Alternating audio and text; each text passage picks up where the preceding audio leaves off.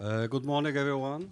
Thank you for coming to this workshop on financing terrorism and prosecution. My name is Yoni Fiegel. I will be the moderator. I will not present this year. I'll give room for others. What we'll try to accomplish today is to discuss several aspects which concern prosecution of terrorism, financing terrorism. This is a broad topic, vast topic. So we'll take different perspectives in dealing with this phenomenon on the public eye, criticism, how the public is perceiving, what is the public sector doing with this phenomenon. We'll deal with policy. The public domain will be covered by Professor Gerald Steinberg. Katherine Bauer from the US will present the US administration approach on regulating and dealing with financing terrorism. Then I will present each and every one presentation. And then we have Scott Tarbutton, also a lawyer from the US, presenting the 9/11 civil lawsuit against Saudi Arabia and the charities. Then Advocate Dvorah, lawyer. She presents the Israeli system. She will deal with the criminal aspects of prosecution, not less the civil prosecution. And then we have Sean Carter that will present, also from the US. He will present his insights from the discussions that we have conducted here. And then we'll leave enough room for Q&A and discussion. And he's a member of the Israeli Council of Foreign Affairs. Professor Steinberg will present the topic of no other choice, diversion of aid to terror groups and NGO accountability. Please.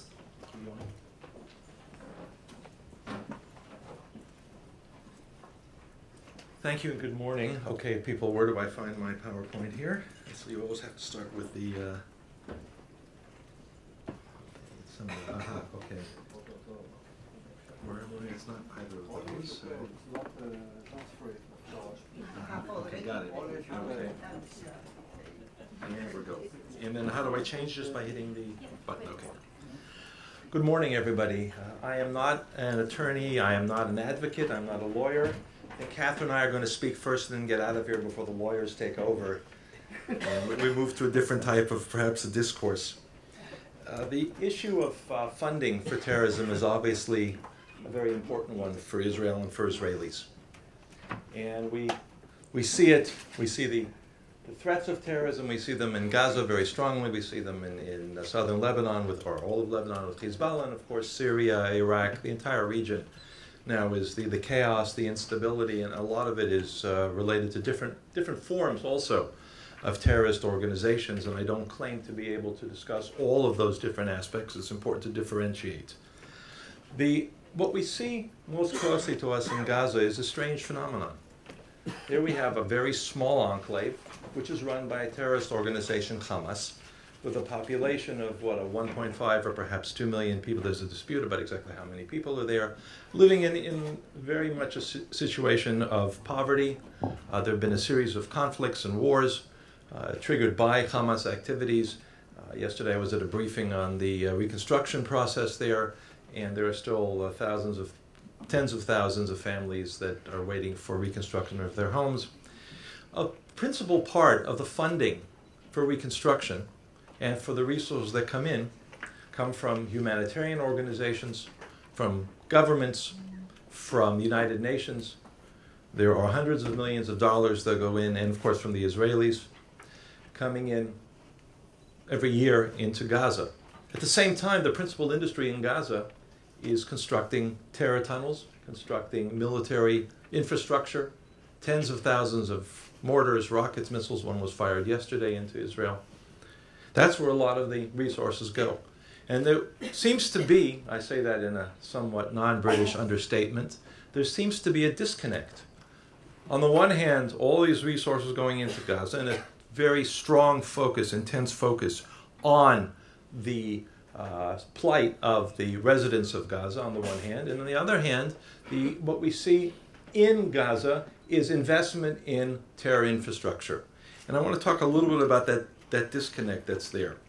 I'm going to start with a quote from a well-known Israeli advocate, activist, I guess is the best term, a lawyer for many of the non-governmental organizations involved in cases against the Israeli government on questions that include access of humanitarian organizations and aid to Gaza. He was quoted, I think last week or 2 weeks ago, well, August 20th, you can see 3 weeks ago, on the issue, I'll talk about it in a minute, of World Vision and the arrest of a World Vision, the head of their Gaza division, as a Hamas operative who had diverted approximately $50 million allegedly into Gaza's military, to Hamas's military operations. And in The Economist, he was quoted as saying, even the best organized operations have no choice but to operate in a gray zone in Gaza. And that term, have no choice, and gray zone in Gaza is what I really want to focus on.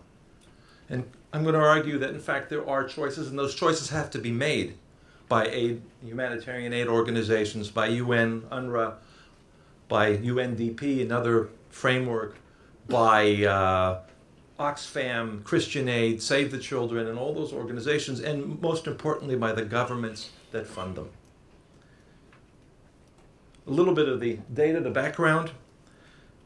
In the middle of August, the Israeli government announced and arrested, arrested Mohammed al-Halabi, the director of Gaza's operations for World Vision. World Vision has a total budget of $2.8 billion a year. This is not a small group. And the accusation was that al-Halabi, over a period of 10 years, had actually been a Hamas agent, trained and planted by Hamas into the World Vision framework and became the director. And he had diverted 60% of the funding that was provided by World Vision, approximately $5 million a year, $50 million total. This was in the Israeli indictment. That he had also worked for UNDP. A UNDP official is also under arrest. The World Vision response, particularly from the Australian branch of World Vision, which funds approximately half of the amount that goes into Gaza from World Vision's budget. World Vision was shocked by the allegations, and funds were suspended by governments of Australia, Germany, and the UK pending an investigation. The chart sheet was very detailed. I won't go through it. You can all see it on the internet. Everything from diverting funds that were supposed to be for fishing boats, to gear for frogmen for terror attacks, cement for tunnels, to taking $100 food pallets, really, that were designed for refugees, for people who could not afford food, and sending them to the... Wait. Turn this off by mistake here. Sending them to the Hamas operatives, and thousands of dollars are diverted that way. Now, the case of World Vision is not unique. What I want to expand a little bit before I go into the issue of the responsibility of governments is the fact that we see people who are involved in terrorist organizations among a number of prominent NGOs. That link between terrorism and NGOs in the areas of humanitarian assistance, in the areas of human rights, is one that needs to be, I would argue, looked at much more carefully. It's an issue of due diligence, which I'll come back to. The interpenetration, we see it not only in the Palestinian NGO framework, I'll give you some other illustrations, but we're here at the annual conference on counter-terrorism, and this issue is extremely important. Here's another example, someone who's well known to Israelis. I think Dvorah Chen probably may have been involved in some of these cases. Shawan Jabarin, director of Al-Haq, he's also a member of the Human Rights Watch Middle East and North Africa Advisory Board, is known in Israel as someone who has been involved with and an active member of the PFLP, Popular Front for Liberation of Palestine, another well-known and unfortunately deeply involved organization in terrorism and bus bombings and other activities. He's under limitations in travel. He's considered by much of the NGO world in the United Nations as a human rights defender. The Israeli government, as well as the Jordanian government, have put limitations on his travel. And the case that's made when he asks for a travel permit and is denied is that he is a senior activist in the PFLP. The Israeli High Court of Justice has heard the case a number of times. In 2007, they issued a ruling which cited his PFLP activity and called him a Dr. Jekyll and Mr. Hyde, a human rights activist by day and a PFLP recruiter by night. These are issues that have largely been ignored by the funders, and I'm going to be very specific about that in a minute. Here's another example, a group called Adamir, Palestinian organization, which has the mandate of promoting the rights of Palestinian prisoners. That's a euphemism for terrorists, people who have been convicted of terrorism, people who are held in administrative detention in Israel for being involved in terrorism. Here I emphasize the role of the funders, the same funders that fund Al-Haq to a large degree. Sweden, Switzerland, Denmark, Netherlands, and Norway provide money through a Ramallah Birzeit University organization called the International Human Rights and Humanitarian Law Secretariat, and are among the principal funders of Adamir. The chair of Adamir is also banned from traveling. He's also allegedly a member of the PFLP. This is an issue that comes up a lot. Why are they not under arrest? In some cases, and I'll give you specifically, Ayman Nasser is another official of Adamir, and he has been convicted on terrorist charges. Not coincidentally, all these people are connected to the PFLP. Another one, Khalida Jarrar, has also been sentenced to prison. In some cases, as we'll talk about in a minute with the World Vision issue, the issue of sensitive sources and not bringing them up in court. The decisions are made by the Israeli Security Agency, the Shin Bet in the Israeli jargon. They would rather protect their sources, and therefore what we have are administrative detention or travel ban decisions. That's an issue that the lawyers can discuss how we deal with this. It was interesting to see in the press yesterday a debate that started in France about whether there should be increased use of administrative detention for terrorist suspects. People are on a blacklist that are involved in what looks to be an approach towards terrorist activities or direct involvement in recruiting and preparing terrorism, as in the case of the PFLP activists. So this interaction between terrorists and NGOs in these areas is something that's become, I saw it as individual activities, and now with the World Vision case, there's also a question about a Save the Children official similarly being involved in funding, diverting funds to Hamas. In the case of Al-Haq and Adamir, the campaigns that we see for what are usually called euphemistically journalists, PFLP activists, on behalf of them, people who are held in administrative detention. Also, you see this interaction between the NGO community and people involved in terrorism. I want to bring in one very clear example of something not related to Israel to show this is a general phenomenon. Amnesty International, a massive organization compared to any of the Israeli or Palestinian groups. Thousands of employees, budgets of hundreds of millions of pounds a year. And there too, what we see is a pattern, which has to do, I think, with partly the ideological framework that many Amnesty officials have. But the point is that there are, in the case of Amnesty, we know now of 3 high-level Amnesty officials that were directly involved in terrorism, in terrorist activities, or in terrorist, or actually I should say terrorist organizations. This was, there was a series of articles in the London Times on this last year, and the details are well nailed down.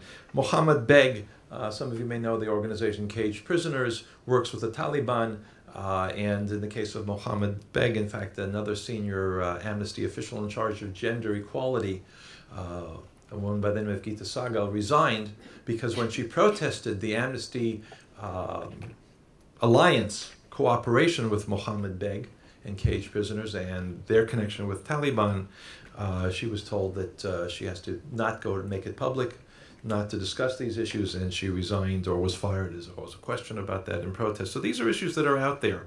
The case of Interpol, some of you may know about that, designated in the United States as a global terrorist organization, principal charity that also funds, flows money into Hamas. There was a case against them in the UK against the Charity Commission. They claimed that they had implemented reforms. They were cleared of the charges, but I'd say certainly there's still a major cloud that hangs over Interpal. And there again, you see the connection between the terrorist activities and the flow of money into places like Gaza that are controlled by terrorist organizations. I'll skip some of the other details. Just quickly, I have to mention the IHH, the Turkish organization, which organized and ran the violent Gaza flotilla 6 years ago. And there too, this is an organization that's part of a broader umbrella group that's defined and banned in the United States for terrorist organizations. A series of reports that were in a document that was produced by a counter-terrorism magistrate in France of the links between the IHH and the and terrorist activities throughout the Middle East. This is another organization that defines itself as a humanitarian aid organization, this one based in Turkey. Now, what I really want to focus on is the issue of who's responsible for this. Because what I've presented now are some of the facts that are out there. The problem here is, I think, needs to be emphasized is a lack of responsibility, of due diligence. The money that comes in to NGOs that operate, this is just the money for NGOs in this slide that comes from Europe, the United States, the United Nations, that go into organizations. This is not about funding for Gaza. These are organizations involved in human rights. These are advocacy organizations. And the question of the amounts of money that's involved and the question of due diligence is a very serious one. I've had many conversations and been told about conversations held at different levels with ambassadors, with foreign ministers, with prime ministers, with other officials of European countries, United States, Canada, Australia, Japan.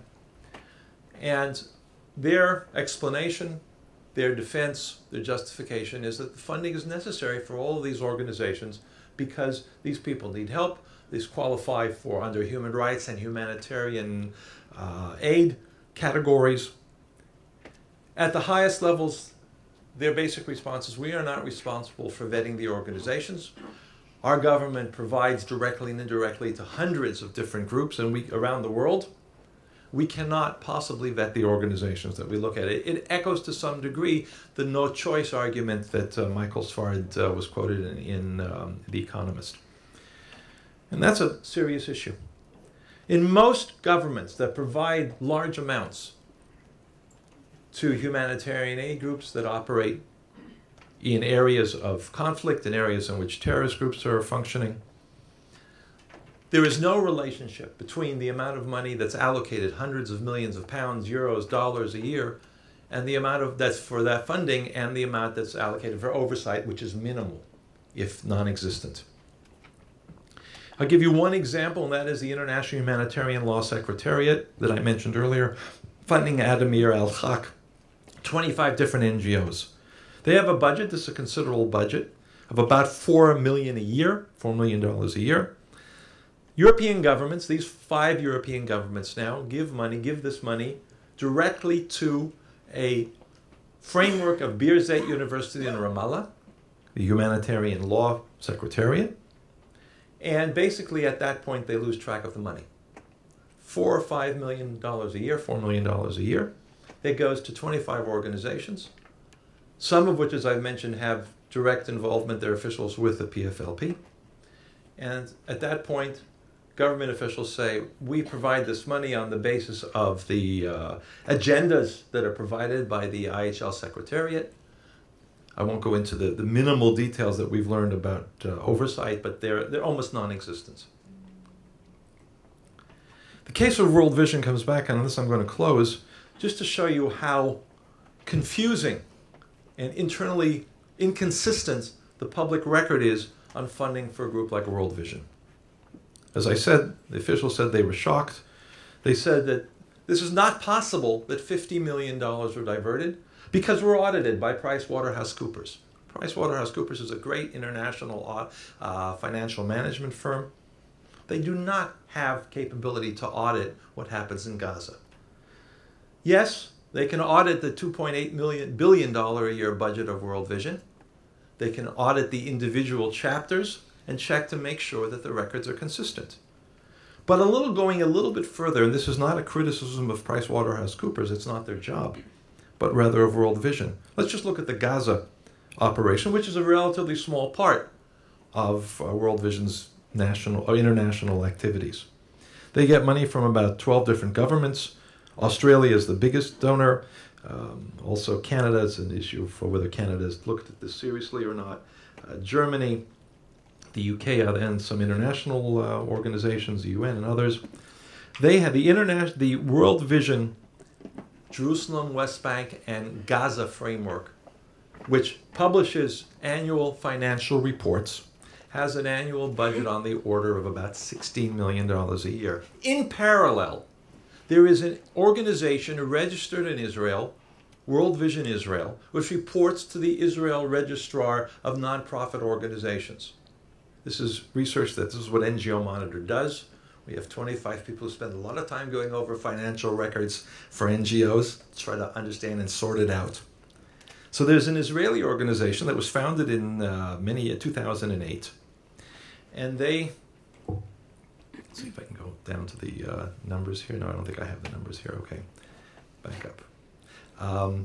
The point is that they provide, the numbers that they provide are inconsistent and at significant levels and unexamined.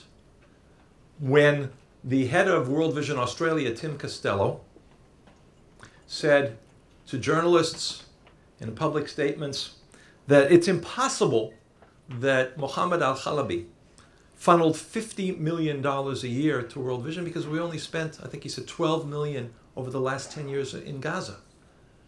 So that comes out to about $1.2 million a year. When World Vision's own organizations, and then we're talking about two of them that seem to operate independently. There seems to be no correlation between the one that's registered in the Israeli registrar and the Gaza operations, or Jerusalem, West Bank, and Gaza. They're reporting an annual expenditure of around $16 million a year, 163 roughly over 10 years. So on the one hand, the head of World Vision Australia is saying we only spend 1 point something million a year, when their own documents, World Vision's own documents, talk about a number which is at least 10 times larger. Now, from what I understand, I'm guessing that Mr. Costello, the people, the officers of World Vision in Australia or in the UK or in the US are not lying, but rather this is a clear example of a failure of due diligence. That when you're giving money to an area where there is terrorism involved, we're talking about an estimated $100 million a year that goes into Hamas's military infrastructure. This is a report by a well-known Israeli analyst, Avi Sakharov, in the Times of Israel, based largely on intelligence briefings and an estimate of how much we actually see. What does it cost, approximately, to build a kilometer or a meter of tunnel? How much does it cost to build the infrastructure? How many people are in the Hamas framework? 1,500 people. Almost half, 40 million, is estimated just to go into tunnels. Where does that money come from?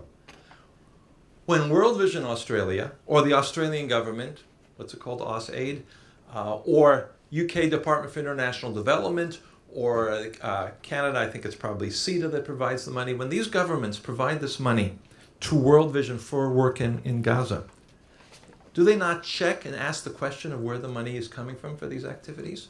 And perhaps their donations are being funneled off? I think that's the serious issue that has to be addressed. That's one that the infrastructure is very limited on. Go back for 1 second here. I want to give you an earlier example. The group called Islamic Relief Worldwide was banned in Israel in 2014, just before the Gaza war, by the Minister of Defense. Same allegation, funneling off money to Hamas. Islamic Relief Worldwide, somewhat, it's a Islamic variation of Christian Aid of World Vision, multi-million, hundreds of millions of dollars a year, with operations in many different countries, funded by many different governments.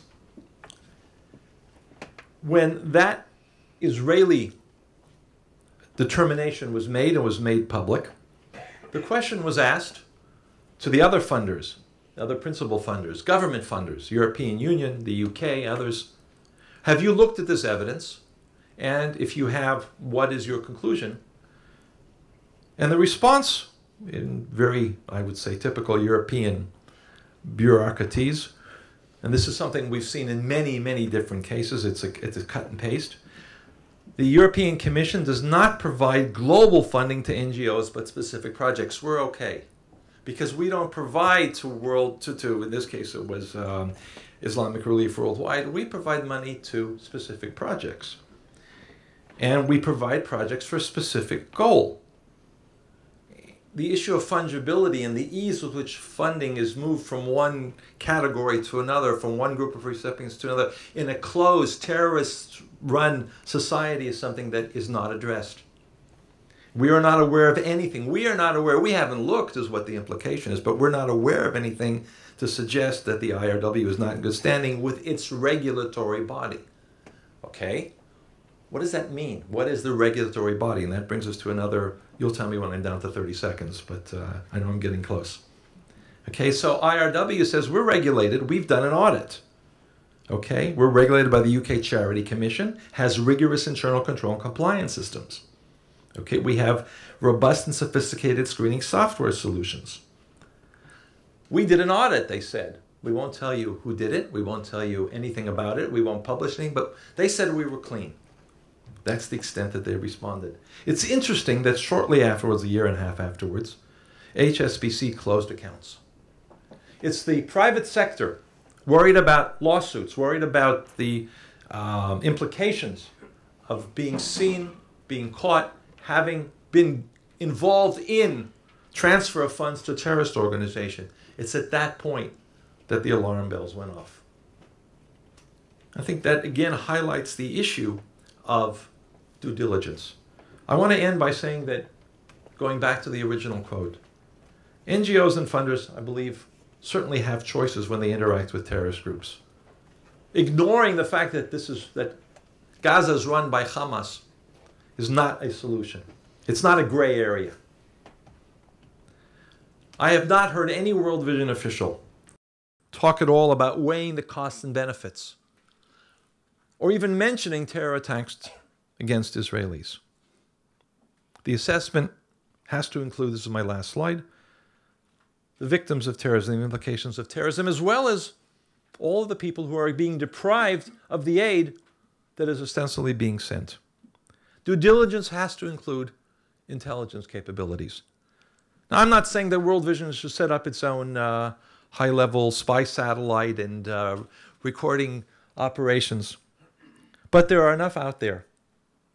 If you're working in Gaza and you don't even want to talk to Israeli authorities, that all of your interaction with Israel is done through a third party, usually through the UN, and you take the side of the Palestinians, you repeat the Palestinian narrative in your public statements, how are you going to vet the employees? How are you going to know if Mohammed al-Khalabi that you hire for your Gaza operations is not involved with Hamas or the PFLP or any other organization?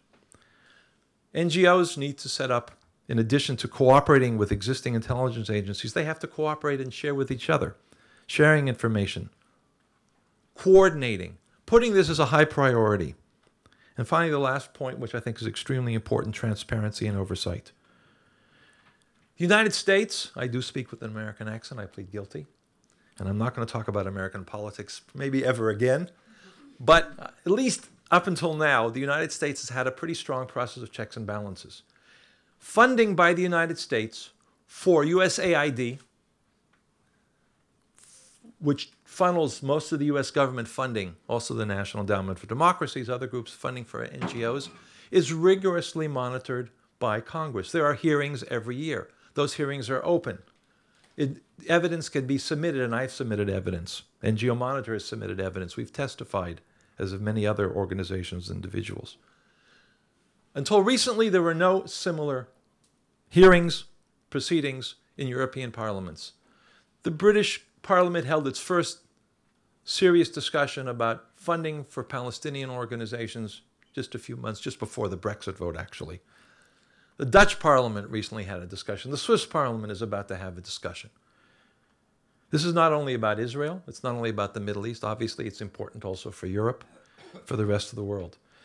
So developing guidelines and having checks and balances through the democratic process, including the media, doing their job instead of simply parroting what NGOs claim, what the various organizations claim, is something that needs to be looked at in a great deal of detail. Thank you very much.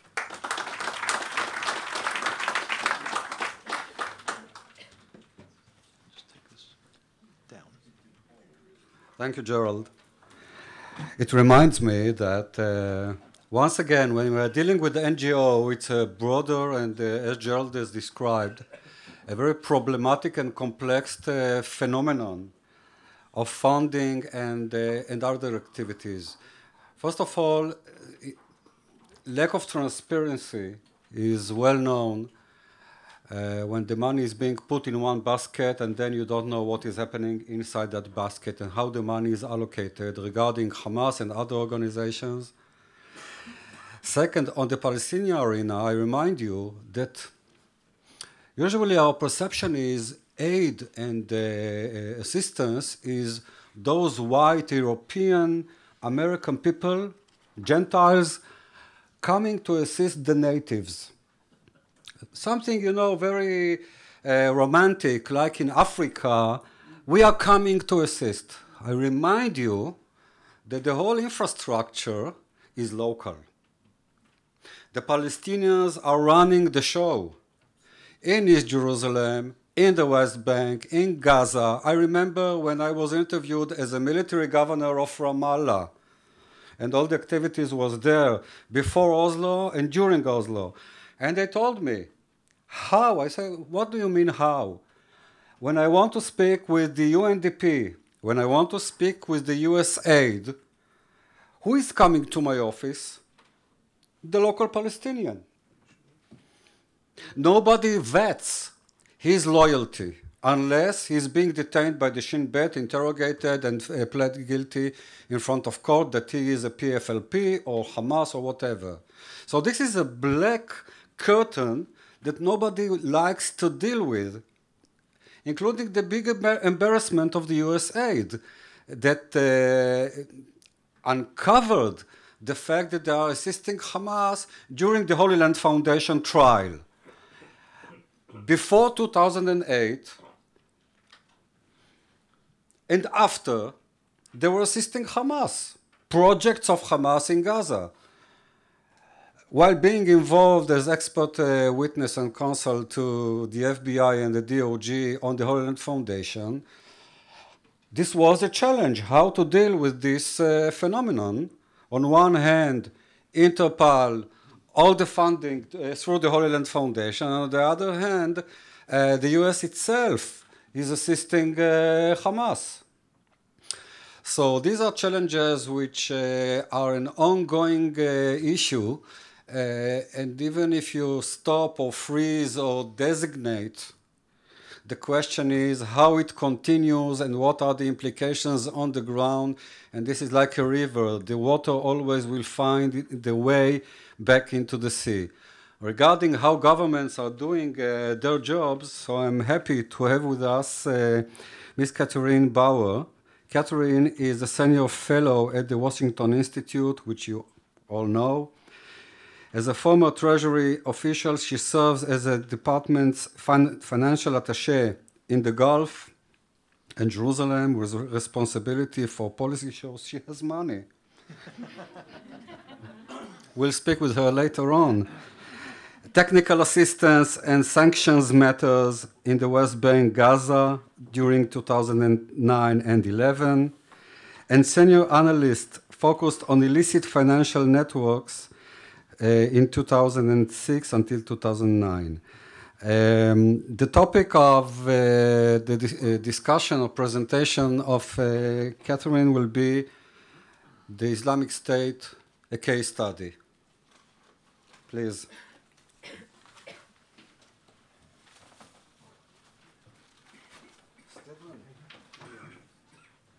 You wake up Great. What is happening with you? He's heard me before. He doesn't have to listen. I'm wearing down. Good morning, everyone. Let me get my PowerPoint up here.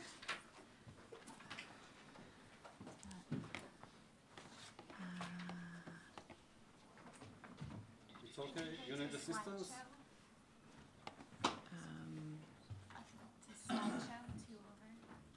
Go. I'm not seeing it. I think it's just the view from here.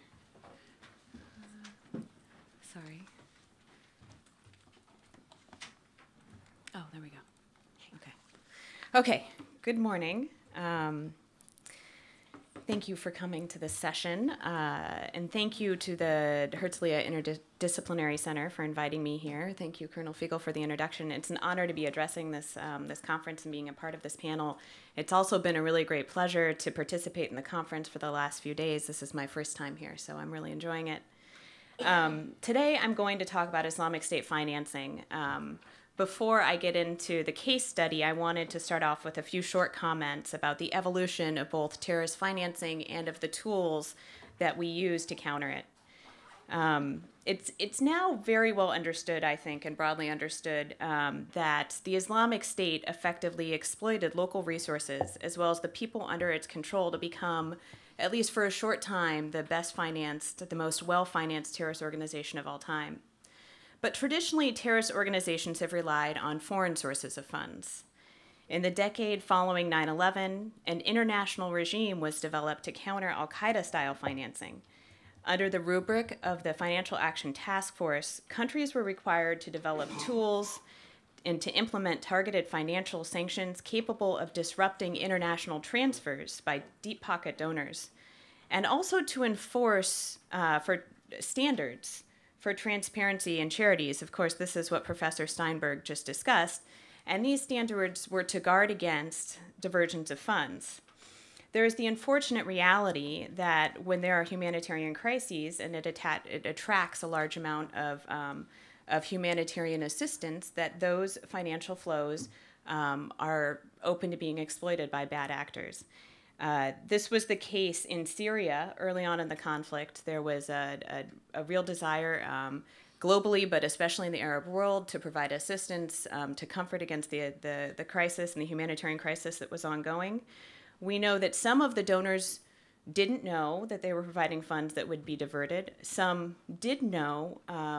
Some of the financiers associated with, at that point, there were some Islamic State, but more significantly more of the funds went to the al-Nusra Front, now Fatah al-Sham, used online fundraising and fairly explicitly noted that those funds would go perhaps both for humanitarian support, but also to go to fighters. So this is a phenomenon also that we deal with currently. And as I said, the standards have been developed over the last 10 to 15 years to try to improve transparency so that to guard against the diversions of these funds. The targeted financial sanctions have proven effective because they both present a legal and a reputational risk, meaning that those subjected to sanctions face the risks that not only their assets could be blocked or they would lose access to the international financial system, but that they would suffer from public naming and shaming. While these traditional counter-terrorist financing tools are less effective against the Islamic State's territory-based financing methodology, they remain important for shaping the counter-ISIL narrative, exposing previously unknown or non-public affiliations, and demonstrating financing typologies to aid financial institutions in detecting transactions that may transit the formal system or formal channels. So getting into the Islamic State. Actually, that slide should have been with the beginning. This is a report that came out in July from the monitoring team for the UN Security Council Resolution 1267 and its successors. This was the regime that first looked at al-Qaeda and the Taliban and was expanded in 2015 to include counter-ISIL financing. And the monitoring team noted that sanctions remain a key tool in effectively countering the threat from terrorism from the Islamic State and al-Qaeda, but the sanctions regime needs to continue to evolve to adapt to new challenges. They continue. Recently, ISIL has introduced a range of innovations. While the threat from al-Qaeda continues, ISIL presents a significant set of new challenges to the existing sanctions architecture. So that's what I'm going to talk about today, those challenges and how the counter-ISIL coalition is countering them. Since the Islamic State took over vast swaths of territory in Syria and Iraq in the spring and summer of 2014, it has posed an unprecedented and non-traditional counter-terrorist financing challenge. The challenge is unprecedented because of the size of its revenue. The Islamic State is estimated to have a budget of close to $2 billion in 2014. It's considered non-traditional because of the source of that revenue. The Islamic State derives the vast majority of its revenue from the area it controls. As I've stated, rendering traditional counter-terrorist financing tools largely ineffective. And because the area that it controls is off limits, this creates challenges for critical intelligence collection programs and delays response times to new information. And what I'm looking at here is contrasting what the situation we had in Iraq in the middle of the last decade, where from the US government perspective, we had cells there was a cell called the Iraq Threat Finance Cell, which was a group of US interagency put there, having the relevant officials from the Treasury Department and military and intelligence to be able to take intelligence that was gathered on the battlefield. This would be pocket litter or recovered financial documents. Analyze those quickly and create leads that could be acted on in close to real time. And so the challenge that we face now in Iraq, and there was a similar cell in Afghanistan in the middle of the last decade, it's different because there's not that presence on the ground, not just in areas controlled by the Islamic State in Iraq and Syria, but also if you look at the provinces, the other places where the Islamic State has recognized affiliates, there's similar challenges in Yemen, in Libya, where the U.S. government and others don't have the same representation on the ground that there's been in the past. And that's a real challenge to really understanding how the financing works and responding in a timely manner. So the Islamic State in Syria and Iraq, I'm going to talk about the periphery or the provinces a little bit later, effectively took advantage of multiple pre-existing geographic and institutional structures that allowed it to enrich itself quickly after taking territory. So it really lucked into some of these dynamics. These included a high concentration of valuable natural resources and established networks required to monetize them. So these are the long-standing smuggling networks that were already present in Syria and Iraq. They had a sizable population that they took under their control and enduring commercial activity that they have been able to extort and tax. Also, there were operational bank branches. This included the Iraqi Central Bank in Mosul, from which the Islamic State, overall, all of the branches that it took when it took territory, it's reported to have looted as much as $1 billion. So that was a significant amount of that budget estimate in 2014 of $2 billion. So these three factors played a significant role in the Islamic State's ability to generate massive amounts of wealth in a very short period of time. But it didn't develop this expertise overnight.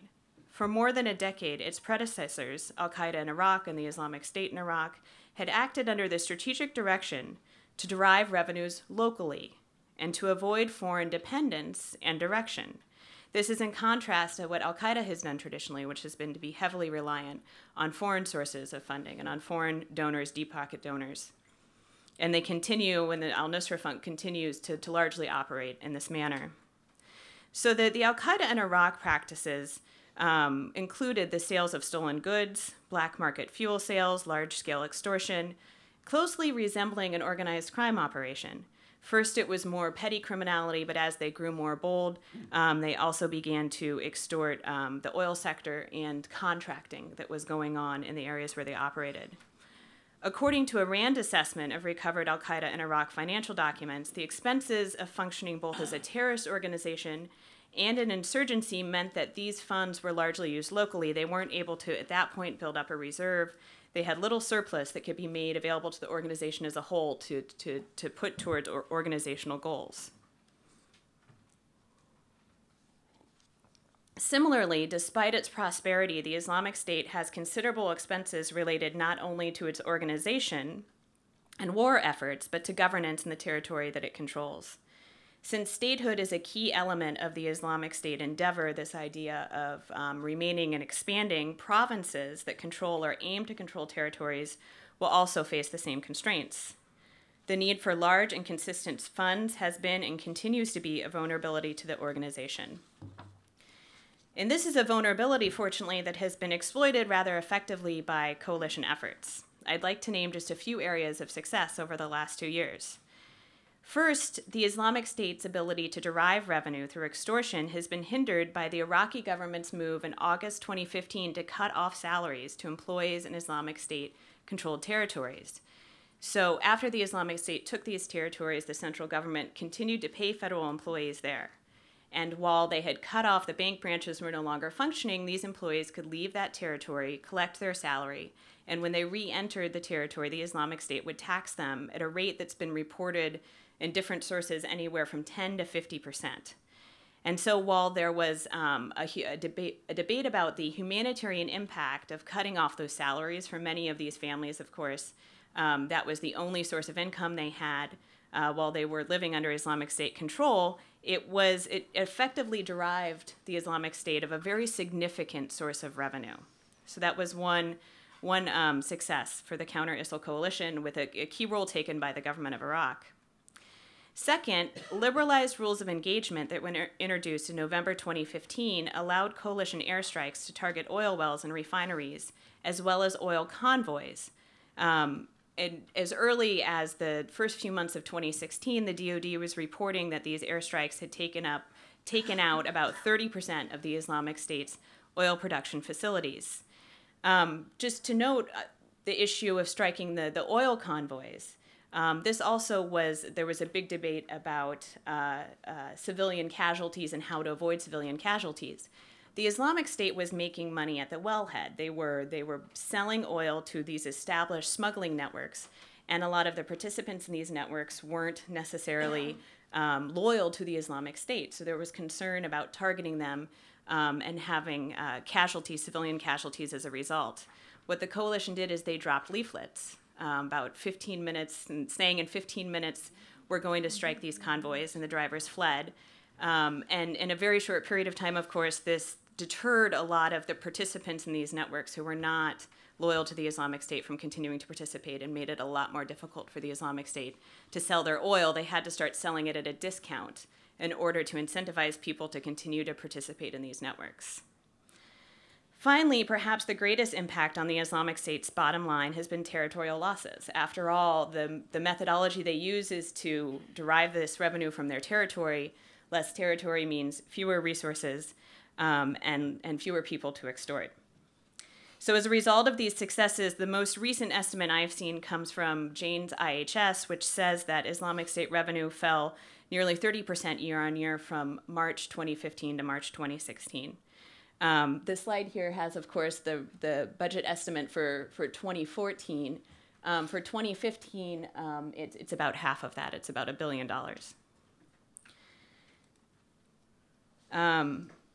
So I'll just note with this slide, to begin, as you might notice immediately, the area controlled by the Islamic State in black, obviously that is out of date, but it changes so quickly that this is just for demonstration value.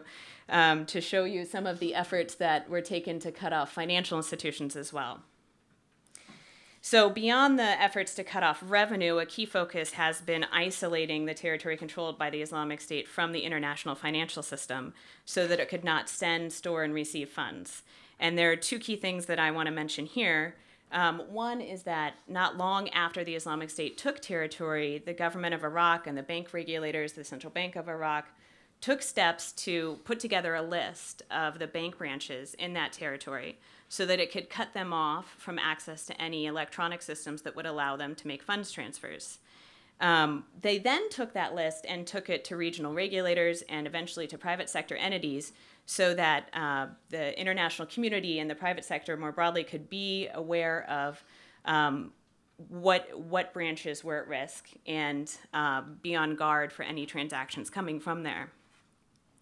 The next step taken by the Central Bank of Iraq in December 2015 was to cut off more than 100 exchange houses, both in Islamic State-controlled territory and just outside, that they either knew because it was in the territory or suspected could be used by the Islamic State to access the formal financial system.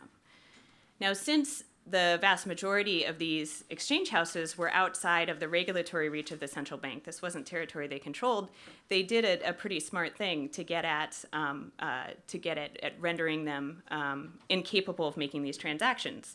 What they did is they blacklisted these entities from participating in currency auctions. This meant that they were deprived of the hard currency that they needed to conduct the business services that they provide. So they couldn't get dollars and make currency conversions so that the dinar used within that territory can be converted to currencies to make purchases. And I think one thing that people miss is that the Islamic State does have procurement needs. It does buy things cross-border. And so it does need those different currencies. And so that was a significant step that was taken. There remains concerns that exchange houses can be exploited by the Islamic State and other more traditional remittance systems such as Hawala. And I'll get to this a little bit when I talk about potential financing from the core to the provinces. But I just wanted to note here that there's concern about backdoor banking, meaning that the Islamic State or foreign terrorist fighters coming in, even though that's less of an issue now, could use these banks in these various border areas to access the financial system. And just as recently as a couple weeks ago, Treasury officials did note, a senior Treasury official in an interview with the CTC Sentinel, that they're working with regulatory authorities in Lebanon, Turkey, and Jordan to help them take steps similar to what the government of Iraq and the Central Bank of Iraq did to cut off those exchange houses that could be exploited. So despite the reports of cuts in salaries and benefits, the Islamic State is not yet economically defeated. It continues to turn to new methods of financing, including new methods of extortion, exchange rate manipulation, new taxes, anything it can do to get more money from the people under its control. There's also signs of cross-border activity is ongoing, and as long as it is, they will be able to extort and tax that activity and will have a viable source of revenue. Furthermore, despite advances on the ground, delays in liberating the territory means that we're going to have to maintain these efforts, and the financial containment will have to be ongoing. So I wanted to just talk briefly about the Islamic State provinces, those 8 affiliates that have been officially recognized by the Islamic State in the countries on this slide, and their relationship to how they finance themselves, their relationship to the Islamic State in Syria and Iraq. So since the announcement, the Islamic State was recognizing these franchises in 8 countries across the Middle East, Africa, and Asia, there was concern that they would use this expertise and wealth in order to support those affiliates. The first point I'd make is that the provinces themselves, I think, are unlikely to experience the successes seen in the core. Because, as I noted previously, the specific dynamics in Syria and Iraq when the Islamic State took territory are unlikely to be replicated.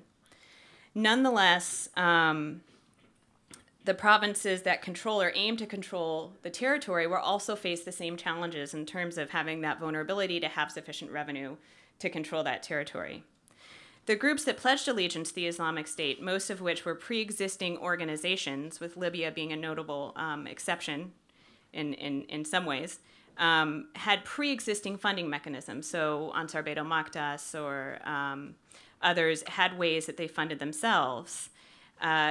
When you review a number of these provinces, the one are more active, there's one thing that's kind of striking is that they all tended to also rely locally on locally sourced financing, primarily through crime, extortion, smuggling, kidnapping for ransom. But almost universally, these funding mechanisms would be unable to support and maintain a state-building enterprise. Furthermore, for groups like the Khorasan and the AfPak region, the perceived wealth of the Islamic State played a significant role in their decision to ally themselves with the organization. In fact, Taliban members have reported to have been enticed to join the Islamic State in Khorasan based on the ideas that the Islamic State bestowed their fighters with laptops, pickup trucks, and provided ample salaries to support their families. Other organizations were also swayed by a supposed quid pro quo, in which they would pledge allegiance or their bayah in exchange for financial support. There's evidence that Ansar Beit al-Maqdis, for example, demanded funding and weapons from the Islamic State before pledging allegiance to the organization in 2014. And we know that some of these pledges have been realized.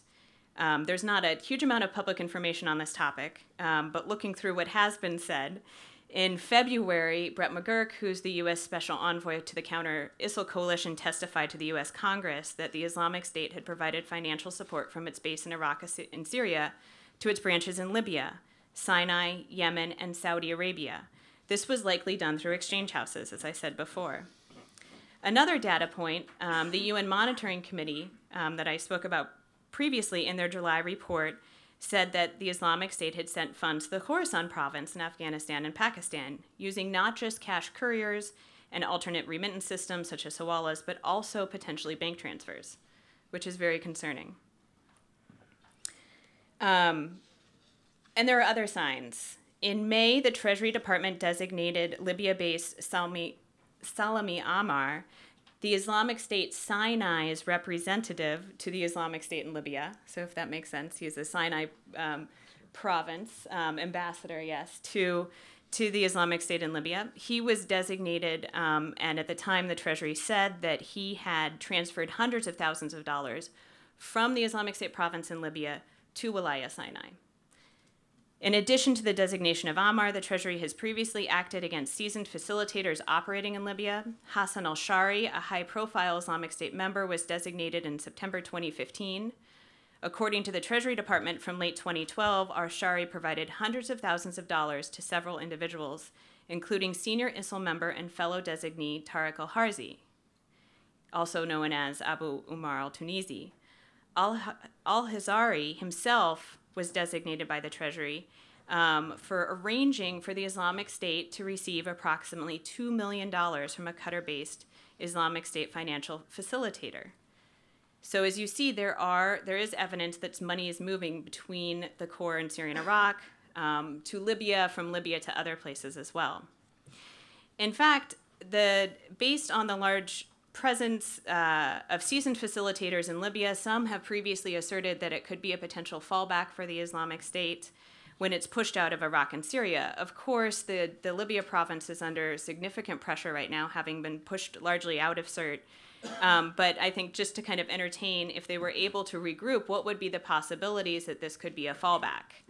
I would argue that given, from a financial perspective, given the geographic and demographic restrictions of the country, it's unlikely that a Libya-based province could take and hold territory and support the other provinces. There's a couple reasons for that. A lot of people look at the fact that Libya is another resource-rich country and think that the Islamic State could take the model that they developed in Syria and Iraq and place it on Libya, but the dynamics are very different. The smuggling networks in Libya are unlikely to be as profitable. They're in place, but they don't connect to the same commercial outlets as you have Syria and Iraq connecting to Turkey. Overland routes are possible, but they're also unlikely to be profitable because of the large distances. It's a much larger country, of course. And I think what you've seen is the Islamic State elements in Libya realize this, and that rather than taking over oil facilities, they have attacked them. There are recent indications that the Libya and Sinai provinces have established a smuggling network by sea, a sea route, and that, of course, could be an outlet to smuggle goods that could be monetized, but it probably wouldn't be significant to support a large operation. And if the Islamic State were to leave certain and move south, which I think some people have predicted that it would be even harder for them to do this. Libya is also large and more sparsely populated country, as such the number of people available to tax and extort is smaller. And finally, kidnapping for ransom, which has served as one of the key sources of funding for the Islamic State predecessors or other groups that have operated in this territory previously, is unlikely to be as produce significant funds compared to what it did previously. Because of the instability in the area, the number of high-value targets will be fewer. So what you saw previously was that organizations would take those working in the extractive industries, for example, and ransom them for sometimes several millions of dollars. And that kind of dynamic, most of those operations have pulled out, so that's just not a possibility. Rather, Libya seems better suited as a regional hub than a strategic fallback, is evidenced that there's growing ties between Libya and Sinai. And also, the UN reported in July that the Islamic State Libya had sent funds to Islamic State affiliates in Somalia.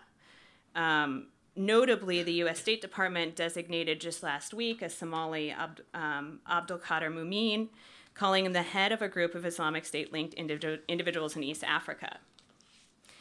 The Sinai province has perhaps been the most eager to receive funding from the Islamic State Corps in Syria and Iraq, and is likely the most dependent affiliate. It's important to note that despite the Sinai's reliance on core financing, the funding needs of the Sinai are relatively small. The Sinai province doesn't really control territory. It doesn't have a large number of fighters, possibly close to 1,000. And they're small enough that even under the financial stress that the Corps is and Libya is, it's possible they could get sufficient funds to the Sinai province to keep it operating. So just real quickly in conclusion, because I'm getting signals here that I've gone over time or I'm about to go over time, coalition efforts to disrupt financing and financial transactions between the Islamic State's affiliates, for example, have yielded tangible successes, but continued efforts will be crucial in the ongoing fight against the Islamic State. In particular, I'd just like to note 3 areas that I think will determine future successes. One is the issue of backdoor banking, which I touched on briefly. It refers to the use of banks and exchange houses just outside of Islamic State-controlled territory to fulfill the financial needs of the Islamic State, or the transactional needs of the Islamic State. And this is where I think government officials in the coalition will have to continue to engage, particularly with regional regulators, to get them to take steps similar to what the government of Iraq has done to protect their financial system from being exploited. Second, detecting and disrupting attempts to send funds to Islamic State provinces. As I noted, there's increasing information that those funds transfers are in fact possible, and disrupting them should be an important goal of the coalition. It also, provides information, as I said previously, when there's public designations, so that you can see the previously unpublic relationships, and so that financial institutions can identify typologies that will help them protect themselves against facilitating those transfers. Finally, it's important to continue to degrade the oil infrastructure in Iraq and Syria in Islamic State-controlled territory. Despite the consternation over the humanitarian impacts of doing this, it's been incredibly successful, depriving the Islamic State of what was previously its main source of revenue. Thank you.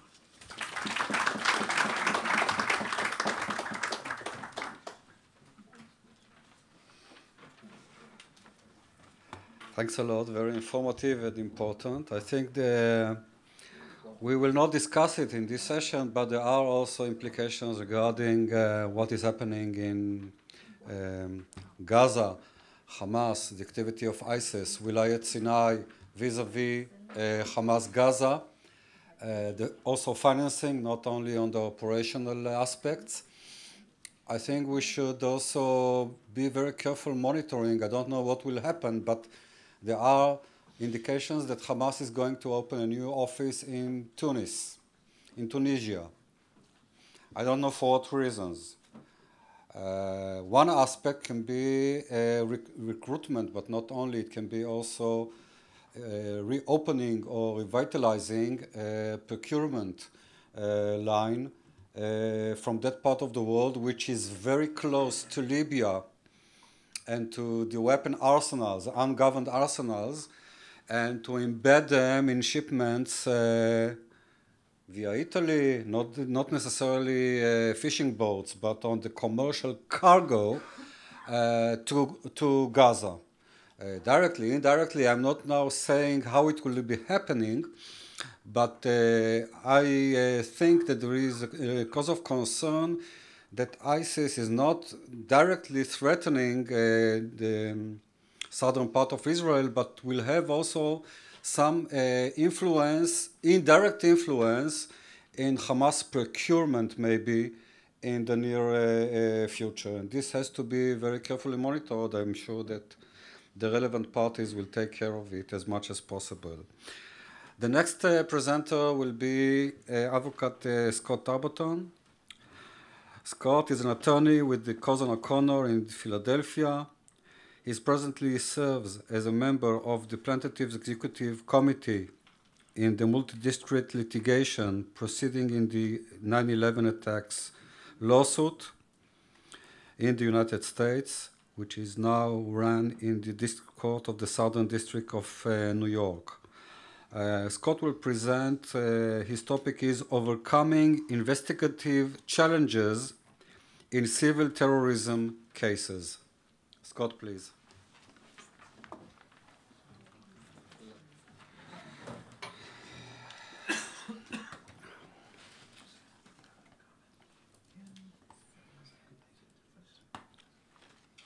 You want to open it? Sure. Can I assist you? I would love that. Okay. Where? Tarbutton? I think that's it. Yes. Take somebody else over. I gotta go watch this from the side. I've had enough strain on my neck here. Okay, Basara. Next So Samantha, next just year we'd like to have click it to move to the next slide. I can put it on. Oh, you want full screen? Yeah, for this you have to. F5. Pay for something, all right?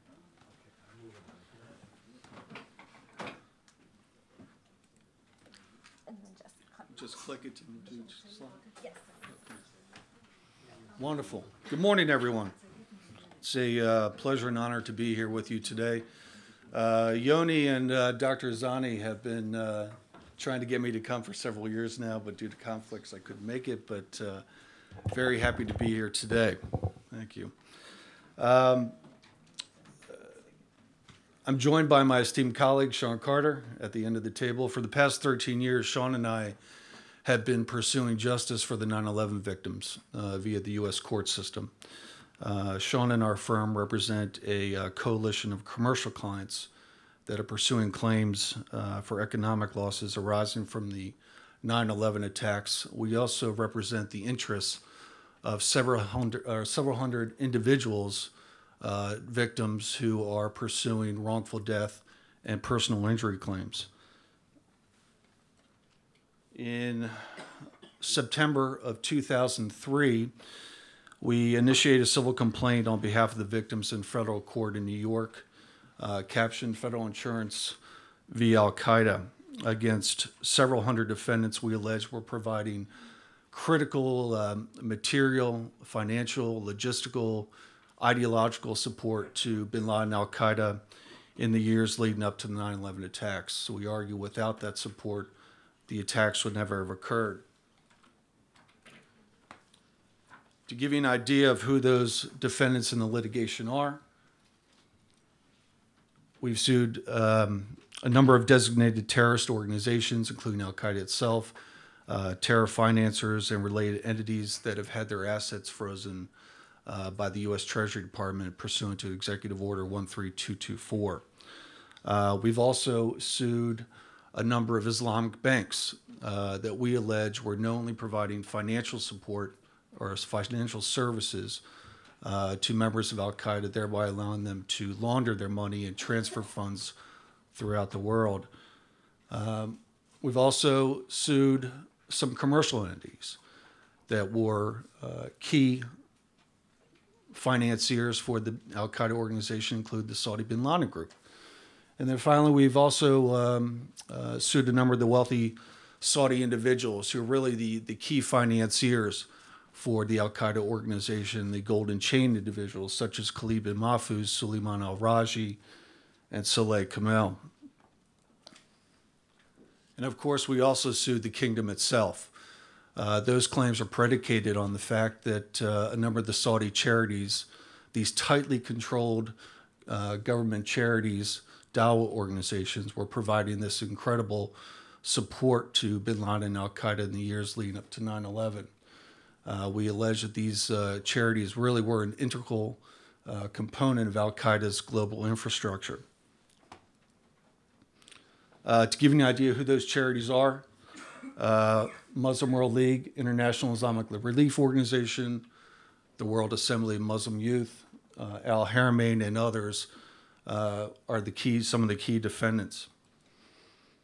We've also alleged that there were elements of the Saudi government itself that provided direct support to the hijackers while they were in the United States.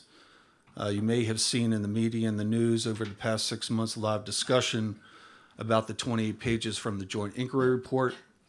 Those 28 pages dealt with some of these individuals.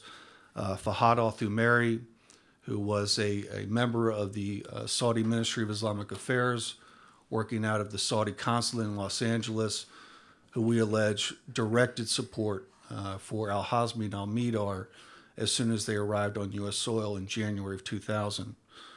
We allege that he directed Omar al-Bayoumi, who we believe was a Saudi intelligence agent working out of the San Diego area, to assist the hijackers assimilate into the community, the Muslim community in San Diego, with the help of Osama Baznan, who we also believe was a Saudi intelligence agent. And finally, there is the case of Saleh al-Hussein, who is a longtime Saudi government official who was in the same hotel as certain of the hijackers in Crystal City, Virginia, the day before the attacks.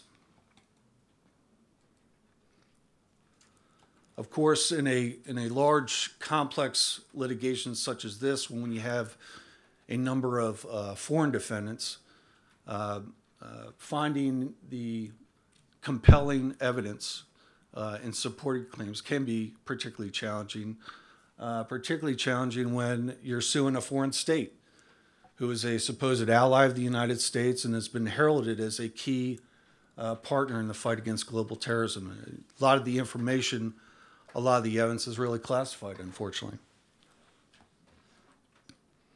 To give you an example, one of the ways in which we've collected evidence over the years is through a Freedom of Information Act requests to various government agencies.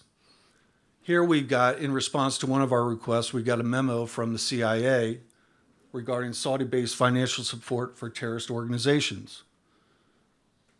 A key document, but unfortunately, as you can see, much of it is redacted. And this is what we get a lot. There's even a section here on NGOs. Several Saudi-based NGOs that Al-Qaeda has been able to exploit by diverting funds from legitimate activities to finance Al-Qaeda. A very interesting section, absolutely. Unfortunately, as you can see, more and more and more redactions. So the question becomes, how do we overcome some of these obstacles when we're trying to collect evidence in support of our claims? So over the past 13 years, we have expended quite an amount of time and resources to go out around the world and collect evidence in support of our claims. We've really thrown out this big net, so to speak, and over the years have collected probably a little over 1 million pages of documents. To give you an idea of who our targets have been, we have looked at documentation from Department of Justice filings in Al-Qaeda prosecutions, other international terrorism and criminal prosecutions such as the ICT16, Freedom of Information Act requests, which I identified, military tribunals, which we'll get to. We actually have met with Al-Qaeda members, former Al-Qaeda members who have given us testimony for the litigation. We've also targeted archives both in the United States and abroad. And interestingly enough, there have been documents released by WikiLeaks, which have proven helpful over the years. So to give you, I thought what I'd do for some of my time is give you some examples of some of the documents that we have collected over the years that I thought you might find interesting. From U.S. prosecutions, this was one of the documents from the prosecution of Inam Arnaut. Mr. Arnaut was a Al-Qaeda financier, close associate to Osama bin Laden. During the, I think it was the March 2002 raid of the BIF, Benevolence International Foundation, they discovered this treasure trove of documents called the Tariq Osama file, which was Osama's history. And in it, we found documents essentially describing and detailing the relationship between al-Qaeda and bin Laden in the early days and some of the Saudi charities. Here you can see one of the documents forming a committee to essentially fundraise for al-Qaeda, mentioning the Saudi Red Crescent, the Muslim World League, and the IRO.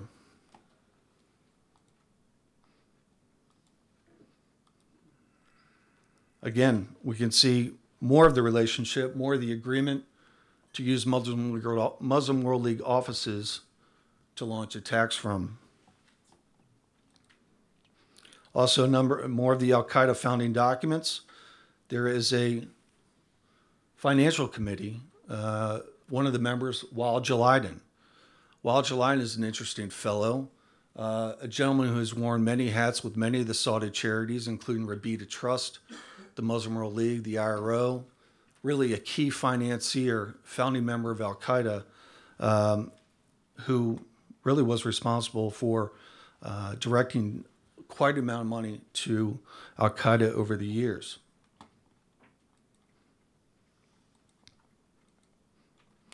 This is an interesting document. Mohammed Jamal Khalifa, another member of al-Qaeda, who was detained in the U.S. and California in 1994.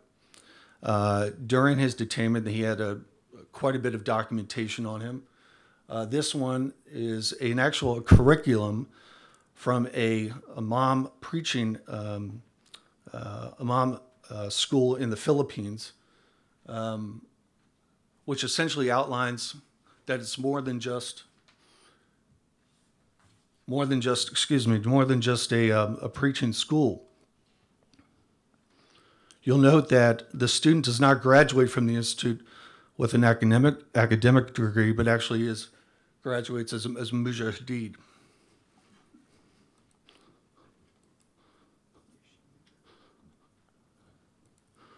You also see that there is assassination courses, how to implement them, and explosives. Secondly, we've also got into international criminal prosecutions and investigations. Some of this is interesting evidence from the ICTY that we obtained regarding the Saudi High Commission, another one of the Saudi charities. We can see that there was individuals who were actually picking up information and money for the purchase of weapons at the Saudi High Commission. Here's another document that we actually received from the FBI, or I'm sorry, the ICTY, an FBI document discussing how the Saudi High Commission was responsible for giving $70,000 for the release of Handala, another al-Qaeda financier and an al-Qaeda member. One of the other interesting investigations was the Third World Association investigation conducted by the Germans. And interestingly enough, there was this report that we obtained that talks about how the Saudi High Commission diverted millions and millions of dollars to the Third World Relief Agency. The Saudi High Commission obviously was headed by Prince Salman, now King Salman, and it details transfers over $120 million from then Prince Salman's Saudi High Commission to the Third World Relief Agency. And you can see some of those transfers there. We've also received documentation from Interpol, which describes some of the dealings, some of the investigation and connections to bin Laden through the charities to the Saudi Joint Relief Committee. According to open source information, the SJRC has been connected to Osama bin Laden and al-Qaeda operatives Wael Jalaiden. Freedom of Information Act requests we talked about. During the investigation, so we've sent requests to a number of the U.S. government agencies for documentation, seeking information regarding the charities, their support for bin Laden and Al-Qaeda.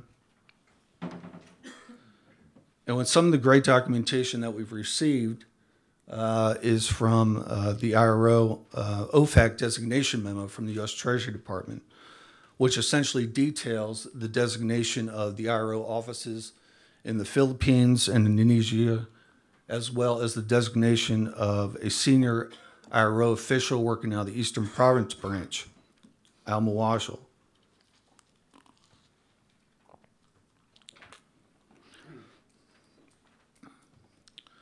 The evidentiary memo essentially details the support for Al-Qaeda via the IRO Philippines office, support for Jamaat Islamiyah, Abu Sayyaf, all under the direction of Muhammad Jamal Khalifa himself.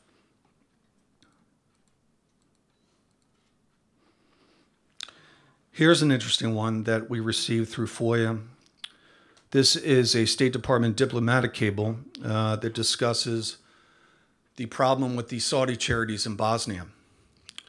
As you can see, terrorists finance Bosnia's dirty dozen. Post believes at least a dozen Islamic NGOs are currently involved in providing financial support to known terrorist organizations. And there they identify a number of the Saudi charities who are the defendants in our cases. Al-Haramain, Saudi High Commission, International Relief Organization. Here's another interesting diplomatic cable that we got from the Department of State. Again, this is describing the IRO's support for Al-Qaeda. IRO has been cited as the conduit for funds for Osama bin Laden to terrorist organizations, specifically the Abu Sayyaf cell in Manila, which was founded by bin Laden, by Muhammad Jamal Khalifa through the IRO. Now, I mentioned our earlier allegations regarding Thumeri, Omar al-Bayoumi. We have received some documentation from the government agencies in response to our FOIA requests regarding some of those details. This one essentially details that Bayoumi was believed to provide extensive support for the hijackers while they were in the United States at the direction of Thumeri. This is an interesting one. This is an FBI report regarding Fahad al-Thumeri. And in it, they describe an interview what they had with a local gentleman in Los Angeles who was a member of the King Fahd Mosque in Los Angeles. According to the FBI, this gentleman was introduced to Hazmi and Midar soon after they arrived in the United States. Thumeri introduced them at the King Fahd Mosque, and he was tasked to essentially give them some support and to take them around. As the document shows, this gentleman drove them around Los Angeles. They stopped at the Mediterranean Cafe, which is the same cafe where they ended up meeting Bayoumi that fateful day. He also took them down to San Diego for the day. And what the interesting piece out of this document was when they asked investigators, when asked about the two Saudis, this gentleman replied that no one at the King Fahd knew about them and that he was told specifically by Thumeri to keep their presence quiet. According to the gentleman, the Saudi consulate was directed Sheikh Fahad to take care of the Saudis.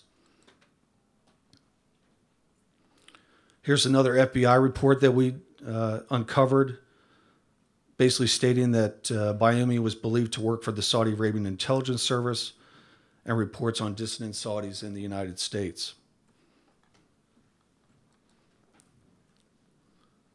Another FBI report describing Bosnan as a Saudi Arabian intelligence agency who is believed upon information to succeed Omar al-Bayoumi in that part of the world.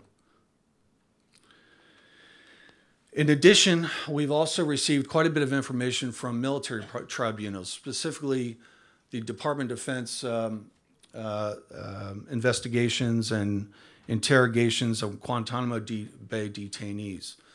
Now, a number of these individuals, surprisingly or not surprisingly, are former employees of some of the Saudi charities, such as the IRO and Al Haramain and Muslim World League. What is interesting is how these organizations are identified by the U.S. government. Here you can see that the IRO is classified as a Priority 2 terrorist support entity, demonstrating sustained and active financial support for terrorist organizations willing to attack U.S. persons or interests. Here's another one. Detainee has been affiliated with the International Islamic Relief Organization, a Tier 1 terrorist non-government organization. Also, another detainee is a member of Al-Qaeda. This is the Al Haramain Islamic Foundation. Al Haramain is a Priority 2 terrorist support entity demonstrating sustained and active financial support for terrorist organizations willing to attack the United States. And again, more detainee information. Here is one for Sabir Lamar, who was part of the Bosnian Six group that worked for the Saudi High Commission in Bosnia. Detainee worked for the Saudi High Commission from 93 to 94. Saudi High Commission has provided financial support to the Arab Mujahideen in Bosnia. Interestingly, the open source report of the investigation revealed that the Saudi High Commission had on its payroll almost all the members of the group from Algeria, which had links to international terrorism. Again, more detainee assessments. This is actually the threat matrix that is used to assess the detainees. The following is a list of terrorist and terrorist support entities identified as associate forces. Unfortunately, my PowerPoint missed a page, but it basically identifies all of the Saudi charities as terrorist support entities: WAMI, Muslim World League, IRO, Al Haramain, etc.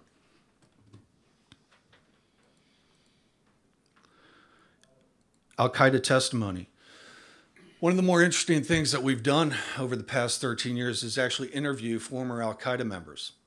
My colleague Sean and Yoni actually traveled to Bosnia several years ago and met with this gentleman, Ali Hamad, who was a former member of the Mujahideen during the Bosnian War, an Al-Qaeda commander who worked for the Saudi High Commission in Bosnia.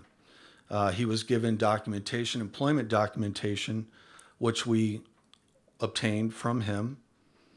You can see the Saudi High Commission letterhead at the top.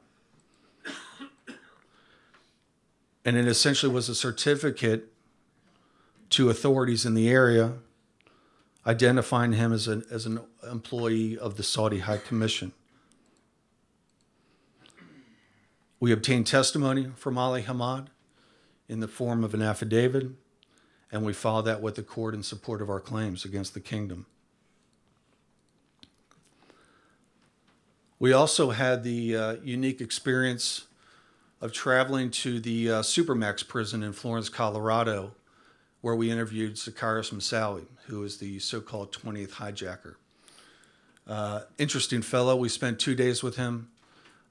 We initially learned of him. He sent a letter from his cell to the judge in our case, explaining that he wanted to speak with the plaintiff's attorneys, that he had information for us regarding the Saudi charities, the Saudi royal family, and their support and association for bin Laden and Al-Qaeda. We sat with him for 2 days. We talked with him about a number of very interesting topics. He explained to us how he initially got involved in Al-Qaeda, how he arrived in Afghanistan and was welcomed as a member of Al-Qaeda. He explained to us how bin Laden personally tasked him with building a donor database, a database of all the financial donors to Al-Qaeda, during this pivotal time. And so he explained to us this story about how he sat in a room with another gentleman at a Toshiba laptop and basically inserted all of the names of the individuals, the entities, the banks and businesses that were all donating funds to bin Laden and al-Qaeda in Afghanistan at that time. He basically identified a number of the Saudi charities working to assist al-Qaeda in Afghanistan, the Muslim World League, the IRO, Al-Haramain, etc. He mentioned that there were certain Islamic banks, Saudi banks, that were pivotal in the support for al-Qaeda, including the National Commercial Bank and Al-Raji Bank. He also identified certain members of the Saudi royal family who were providing significant support to al-Qaeda and bin Laden at that time. He also mentioned that there were, of course, many Saudi dignitaries that came to visit the camps, bringing briefcases full of cash. He also identified members of the Saudi Ministry of Islamic Affairs who traveled to Afghanistan to voice their support for bin Laden and the al-Qaeda members. We also, as part of our investigation into the charities, we've done a very good job of going out to various archives and finding the charities' own publications, both in Arabic and in English, really to keep them in check. It's very interesting when they will say something in Arabic, but in the English version, it's a very different thing. So you really need to do your homework. So we have gone out. We actually went to the National Archives, and we pulled all the editions of the Muslim World League Journal from 1978 to 2002. A lot of really key information in there, particularly about the activities of the charities, particularly the Muslim World League Constituent Council and how that organization works. And this was one of my favorite journals, the Special Jihad edition by the Muslim World League, which talked about the conflicts in various regions around the world and the needy Muslims who needed support from the Muslim World League. I have a ton of other slides. I over-prepared a little bit. If you would like to look at them at some time, please give me a call. I'm happy to share those with you.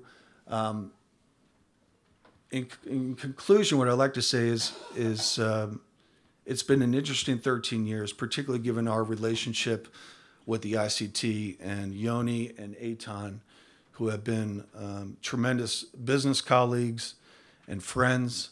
They have been great educators to us about the Saudis, about terrorism in general, about charitable organizations around the world, how they finance terrorism. They have brought incredible expertise and advice, and we're very happy to have you. They've been a tremendous asset to us, and I thank you for the opportunity to be here with you. Thank you.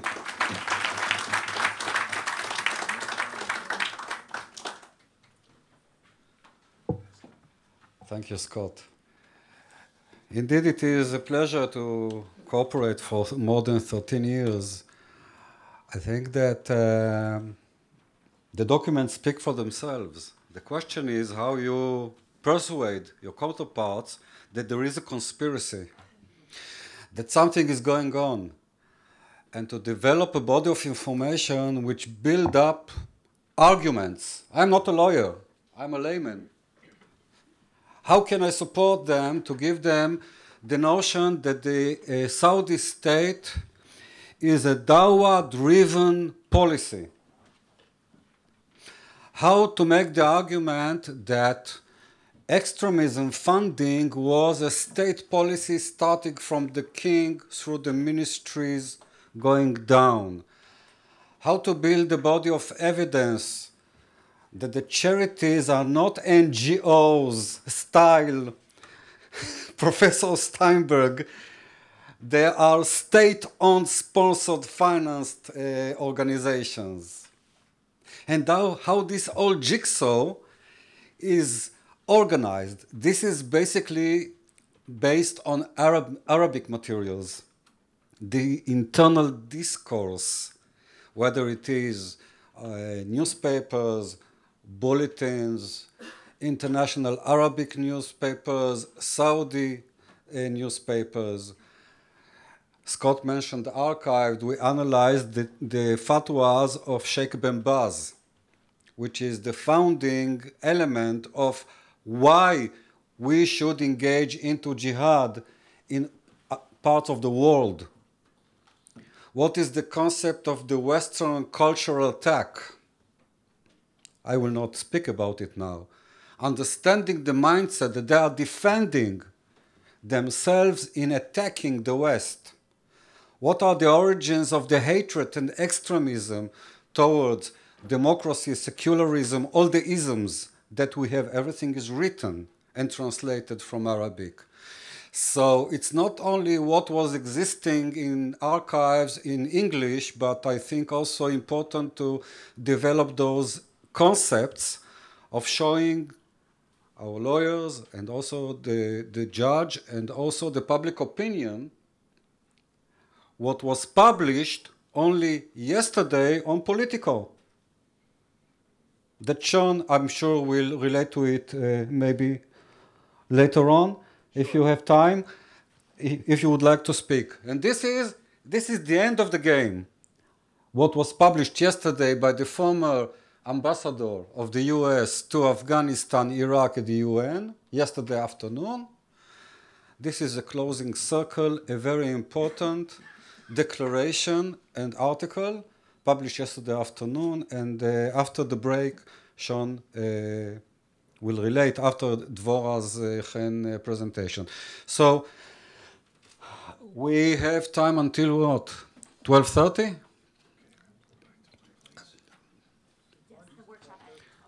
12:30. So let's just make דבורה חצי שעה, זה בסדר? כן? And then we'll... כן. Okay.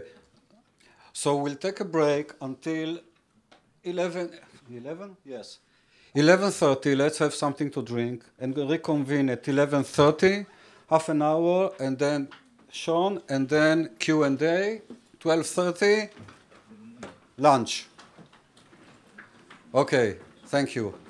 But come back, if not, I will be very mad. Okay. We continue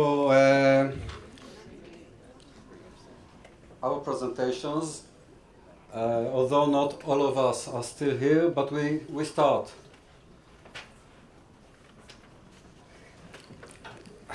I am very privileged to present to you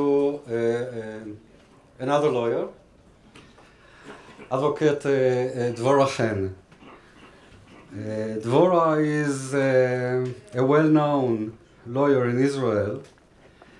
First of all, now she has her own business and she is associate and heads her own law office in Israel after leaving the governmental position.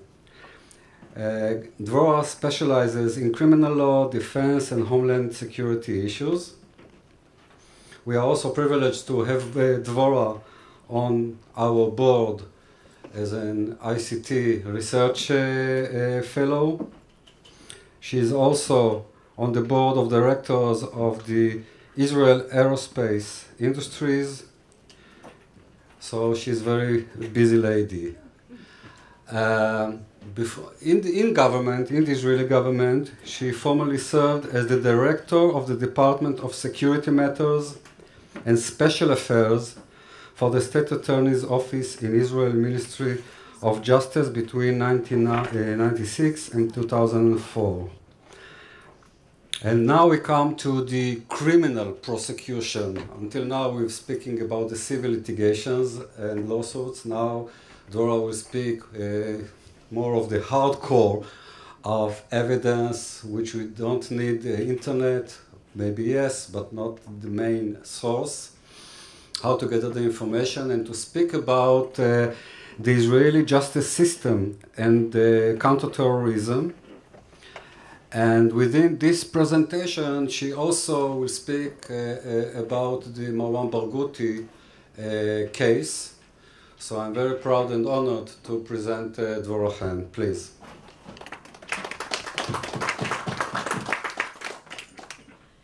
Firstly, thank you all the people who are coming back. You know, I complained to Jonathan, why you put me in the end? So, and after the break, you know, it is, so he told me, Dvorah, we have visitors from abroad.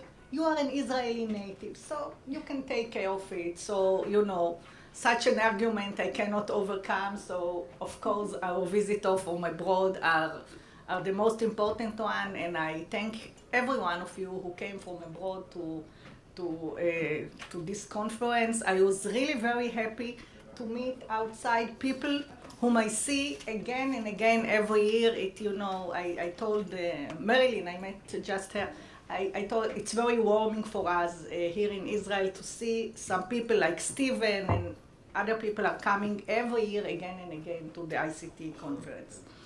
So I will go to the, as Yoni said, to the hardcore, in my view, to the criminal proceedings and administrative proceedings, because, you know, in the end of the day, you detain terrorists. If you want to fight with terrorism, you have to detain him, you have to interrogate him, like, I don't know who of you, I heard the lecture of Avi Dichter, former the ISA director, and he said, in the end of the day, you have to do something with these terrorists. So I chose, because of the limitation of time, I chose some essential chapters which I think are the most important ones, and I will refer to them. The first chapter is after you detain terrorists or detain terrorists, what you are doing with them. So the first thing is you have to interrogate him. And the Israeli Security Agency, the ICA, or formerly the GSS, since I'm referring to some Supreme Court decisions, I put the two names, but we in Israel call them the Shabak, assigned to protect the national security of Israel. It is Interior Central Intelligence Organization. Among its various functions, the ICA, or the Shabak, is responsible for the investigation of security offenses, including terrorist acts, espionage, etc. Even though a specific statutory provision authorizing ICA investigator to conduct interrogation does not exist, you know, it's very surprising, but this is the legal situation. The Israeli Supreme Court ruled that actually the ICA interrogators have this power to do this, but in the end of the day, they have to do the same rules. They are under the same rules as the Israeli police investigation. So, you know, sometimes it's very complicated, and I will refer to this right now. And now the main problems regard the consequence of this ruling is that in the case of an indictment, the prosecution generally uses the suspect confession during the interrogation as evidence, and therefore his statement has to comply with the fundamental provisions of the evidence audience, which means that in the end of the day, the court has to be satisfied that it was under his free and voluntary, like the same rules as a regular criminal case. According to the Israeli legislation, at the beginning of the investigation, the interrogators must warn the suspect and inform him of his right to avoid self-incrimination and the right to be represented by a lawyer very similar to the Miranda rights. Normally, under the Israel criminal procedure law, interrogation of suspect, interrogators are also required to document the suspect questioning. In the past, the Shabak did not keep strictly the cited principles. Recent years have seen substantial advance.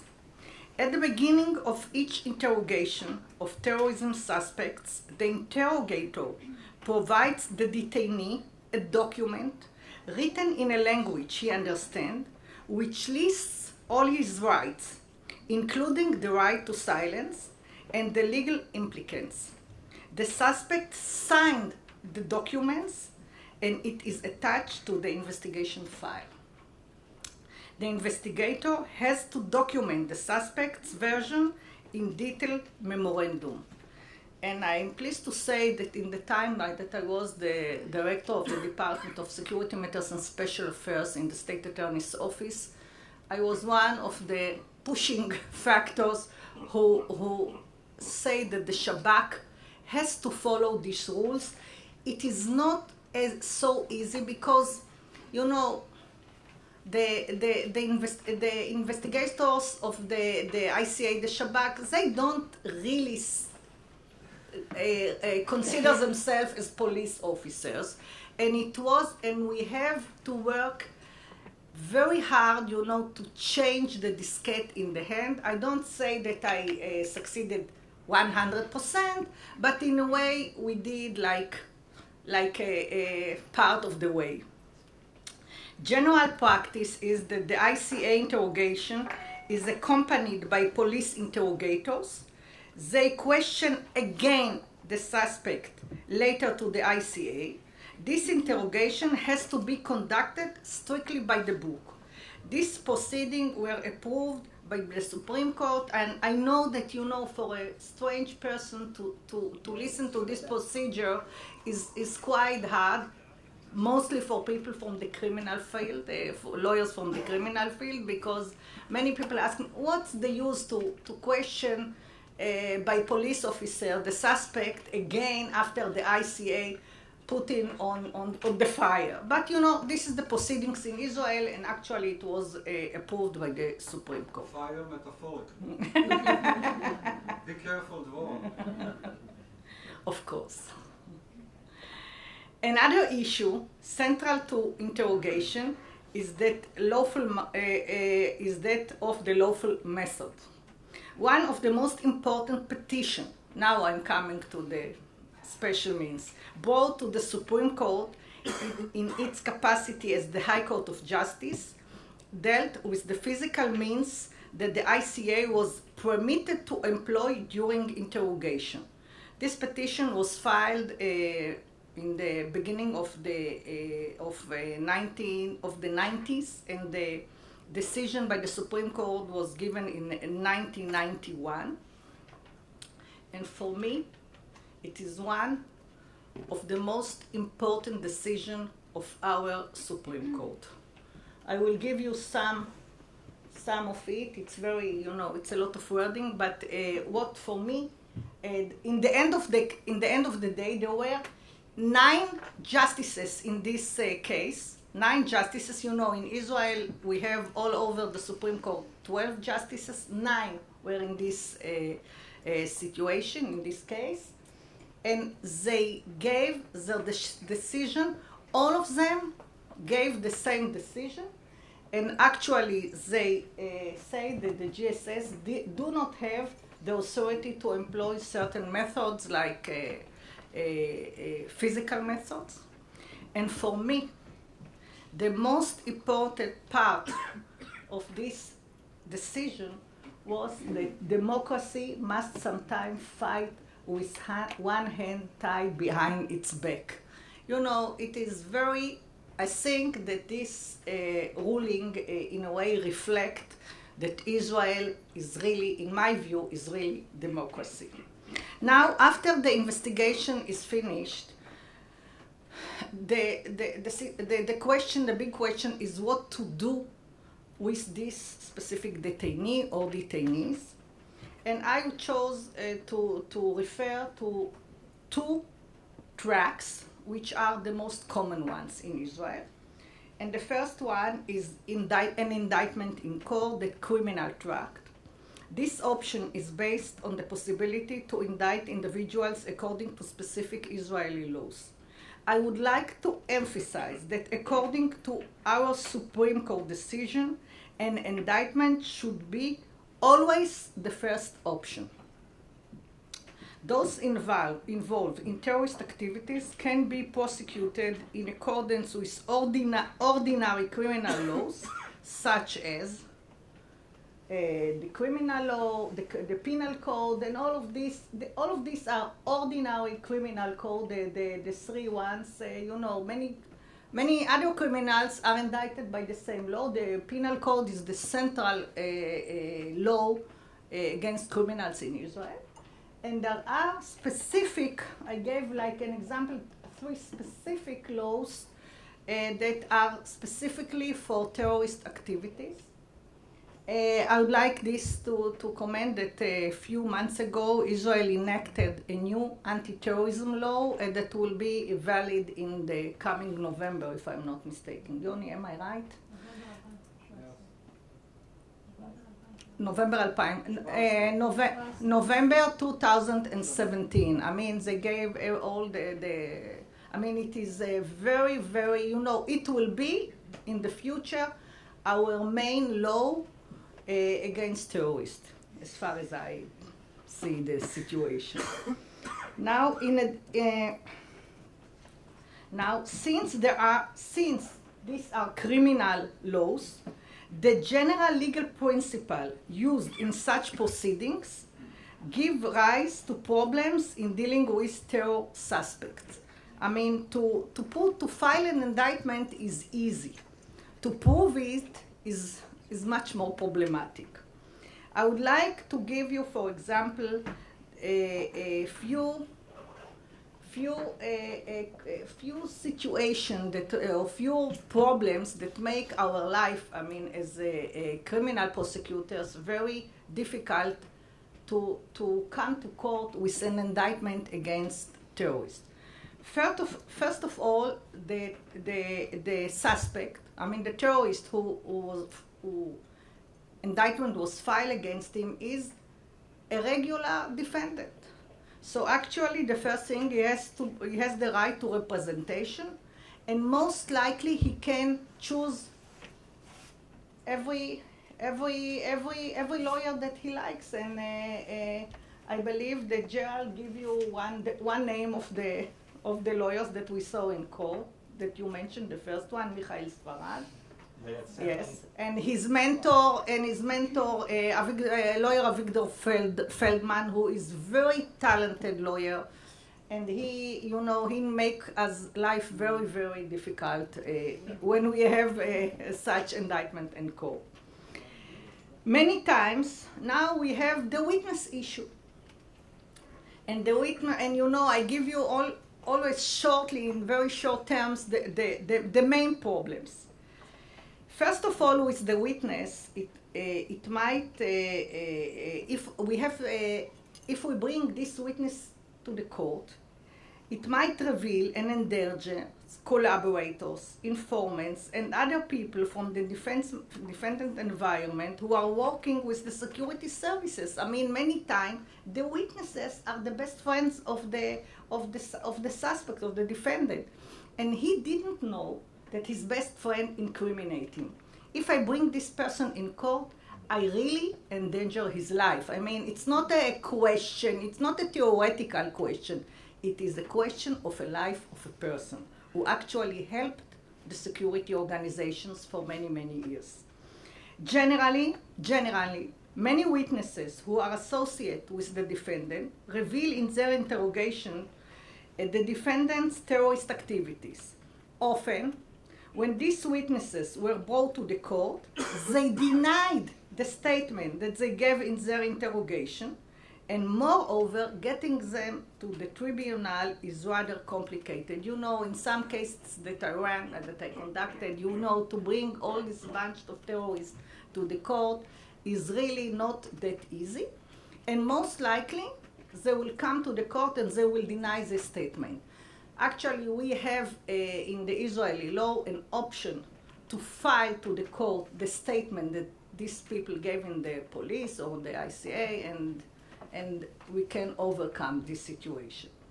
Now, another problem with witness, as I told you, the ICA, I have to bring the ICA interrogators in order to prove the statements of the witness, and bring the ICA interrogators to the court is quite problematic since it reveals their identity, and it means that they are taken away from their regular activities and spend long days in court. Now, during the trial, the prosecution has to reveal all the evidence material to the defense attorney, since the defense has the right to get all the evidence material. I will refer to the specific provision. Now, Israeli courts have interpreted this duty very widely, and it applies also to intelligence material. In such cases, according to the evidence audience, the Minister of Defense is authorized to issue a certificate expressing the option that revealing the materials is likely to impair the security of the state. Often the result of that is that the prosecution will be denied the ability to submit to the court evidence that would prove the case. I mean, there are sometimes very good evidence, and the director of the ICA come and say, I cannot provide this evidence to the court, I cannot reveal it, so I have to go to the Minister of Defense to have this certificate, but in the end of the day, I cannot use this evidence. So it really makes things very problematic. On the other hand, the defense has the right to file a motion asking a justice of the Supreme Court. In this sort of proceedings, the defense is going directly to the Supreme Court, asking them to review the material and to examine whether this classified material could serve the defendant. So in the end of the day, if I want to close some intelligence material, the defendant has the right that a justice of the Supreme Court will review this material, and if it might help the defense, I have to reveal it. So this is pretty complicated situation, and the ICA is always concerned that the Supreme Court will force them to reveal classified material and to face all the harsh consequences doing it. Moreover, disclosure of evidence might put the prosecution in difficult position because the evidence is frequently gathered by intelligence means and from human sources. Revealing this material means exposure of sources, exposure of technology and other sophisticated means, exposure of modus of intelligence operation, and a warning sign to person not yet apprehended. Now, in order to skip all this problem, and believe me, it is very, very problematic. I did it for many years, but always we had to face many, many problems going through the trial after filing an indictment. So we in Israel have a specific law that gives us administrative measures, the administrative measures track. And as Gerald said, we have some administrative option to do many, many things, to seize money, to do another, to limit the freedom of a person going from one place to the other. I will refer in this presentation to the most harsh situation that is the administrative detention. This track is chosen frequently as a secondary option when we have problems filing an indictment like those that I mentioned before. I would like to mention again, according to our Supreme Court, an indictment should be always the first priority. I mean, I cannot use administrative detention whenever I have a slight problem, only when I have major problems. According to the law, the Minister of Defense has the authority to order the administrative detention of a person if, and this is specified in the law, for the reasons that he put, necessary for reasons of the state security or public safety. I mean, you have to issue this to issue this order is not that easy. Now the duration of such detention is 6 months, but it is renewable. The legal proceeding in this track is that shortly after the initial arrest, the detainee is brought in the track of civil detention, he brought to a civil court where the chief judge of the district court conducts a review of the defense ministry order. The detainee may be represented by a lawyer. In comparison to a regular indictment, the most important advantage of this proceeding from the point of view of the state is that the state does not have to reveal the evidence material to the defense. According to the law, the state is entitled to submit the evidence material to the court ex parte. And this is actually the main advantage in going in the administrative track. Another advantage is that the state may submit to the court material which are based on intelligence information that from legal point of view is not always admissible. You know, if we are doing criminal indictment, we have many rules of admissibility. If you are going by this track of administrative track, evidence do not have to be admissible, and in this sense I can bring sometimes hearsay, I can bring wiretapes which I don't have to prove the way that they were taken. You know, it makes life easier. I have to admit it. Now, in order to give you a little sense of what's going on in reality, I was asked by the organizer to refer to some case, and I chose to refer to Marwan Barghouti case. As I don't know how many of you remember, Marwan Barghouti was the head of the Tanzim in Israel. It is actually it was number 2 after Yasser Arafat, and in the time of the second Intifada, he was one of the major relevant figures, one of the major terrorists against Israel. And actually, he was detained in the West Bank in 2002, a short time after Operation Defensive Shield. I don't know how many of you remember that Operation Defensive Shield began a short time after we have the horrible terror attack in Park Hotel in Netanya, and it was like devastating for every one of us. As you know, it was in the second Intifada that every day or two another horrible terror attack took place in this part of the country or another part, in a coffee shop, in a bus. And you know, we have always to remember that during the second Intifada, more than 1,000 civilians were murdered. Just like this, and many other 1,000 people were severely wounded. Now, after the detention of Marwan Barghouti, we have 3 main legal options. One option is filing an indictment in a civil court.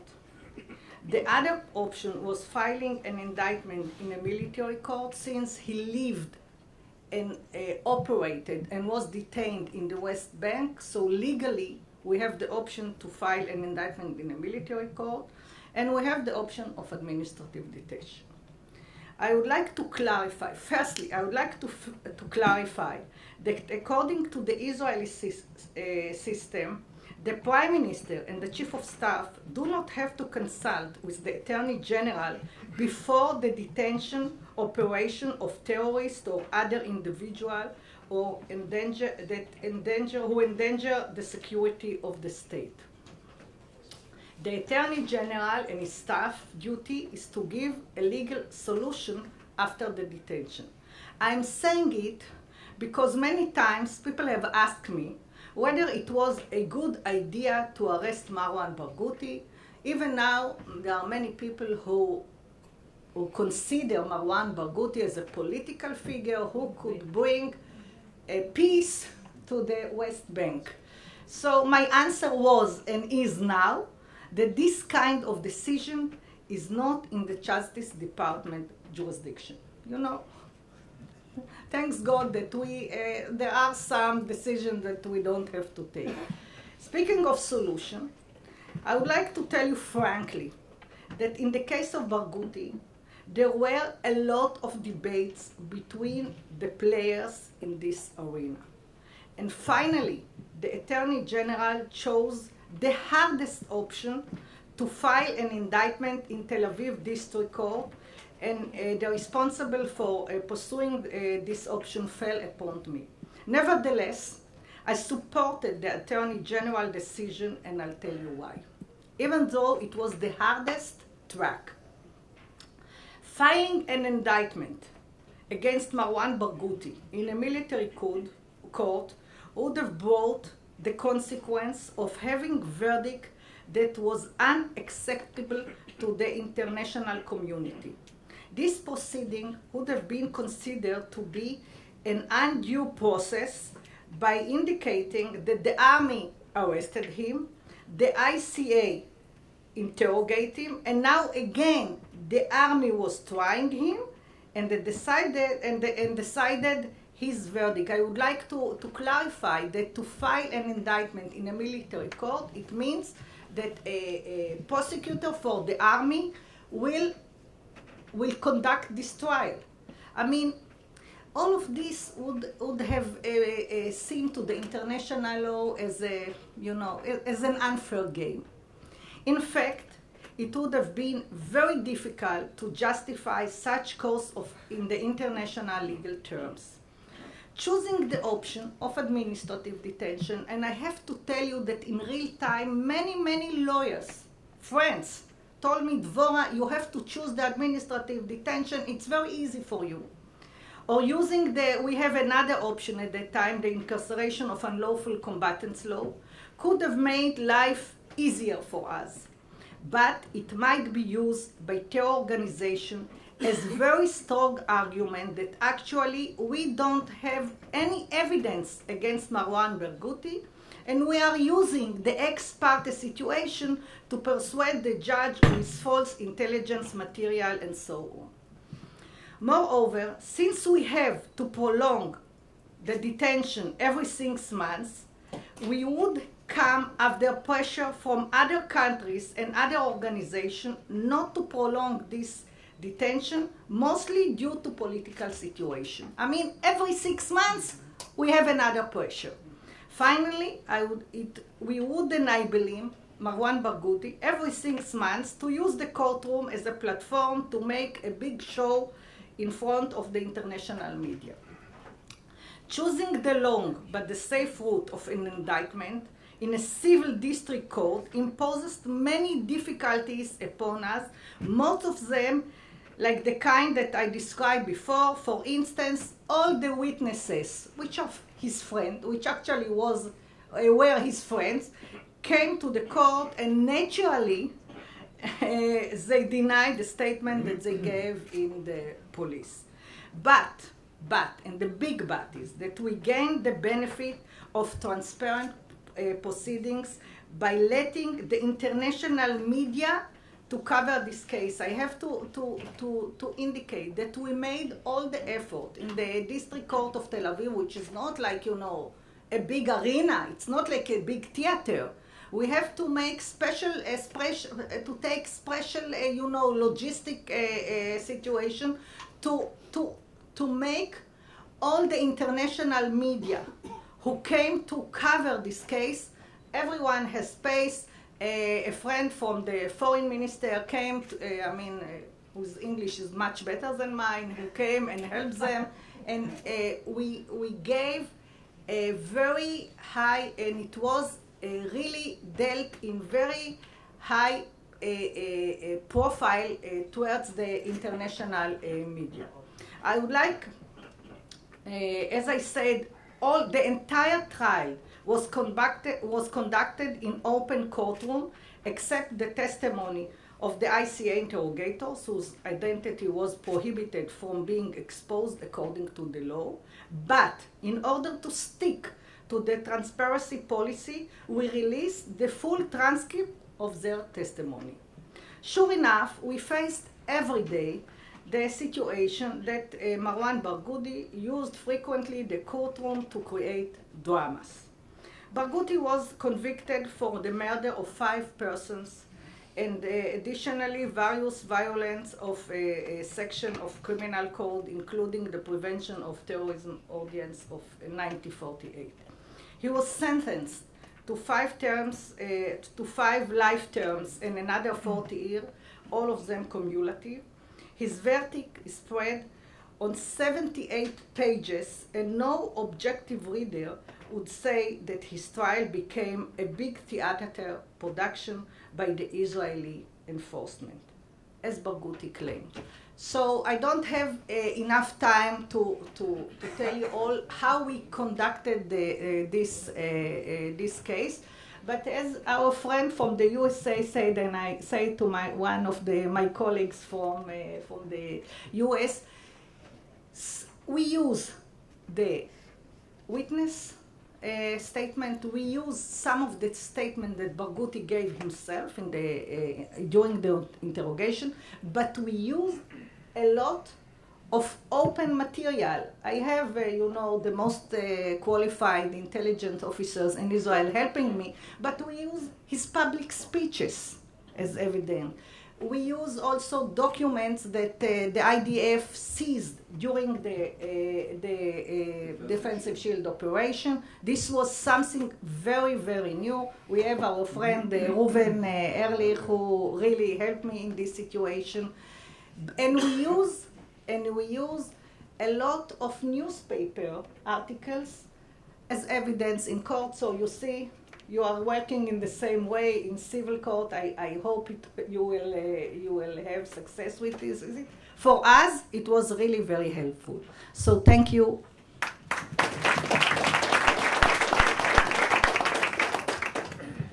Thank you, Dvorah. What you just concluded, this is exactly what we are doing. We are doing open source intelligence based on our knowledge from the past, but without classified information, but the methodology in civil cases are the same, and the practices is the same, and the vetting is the same.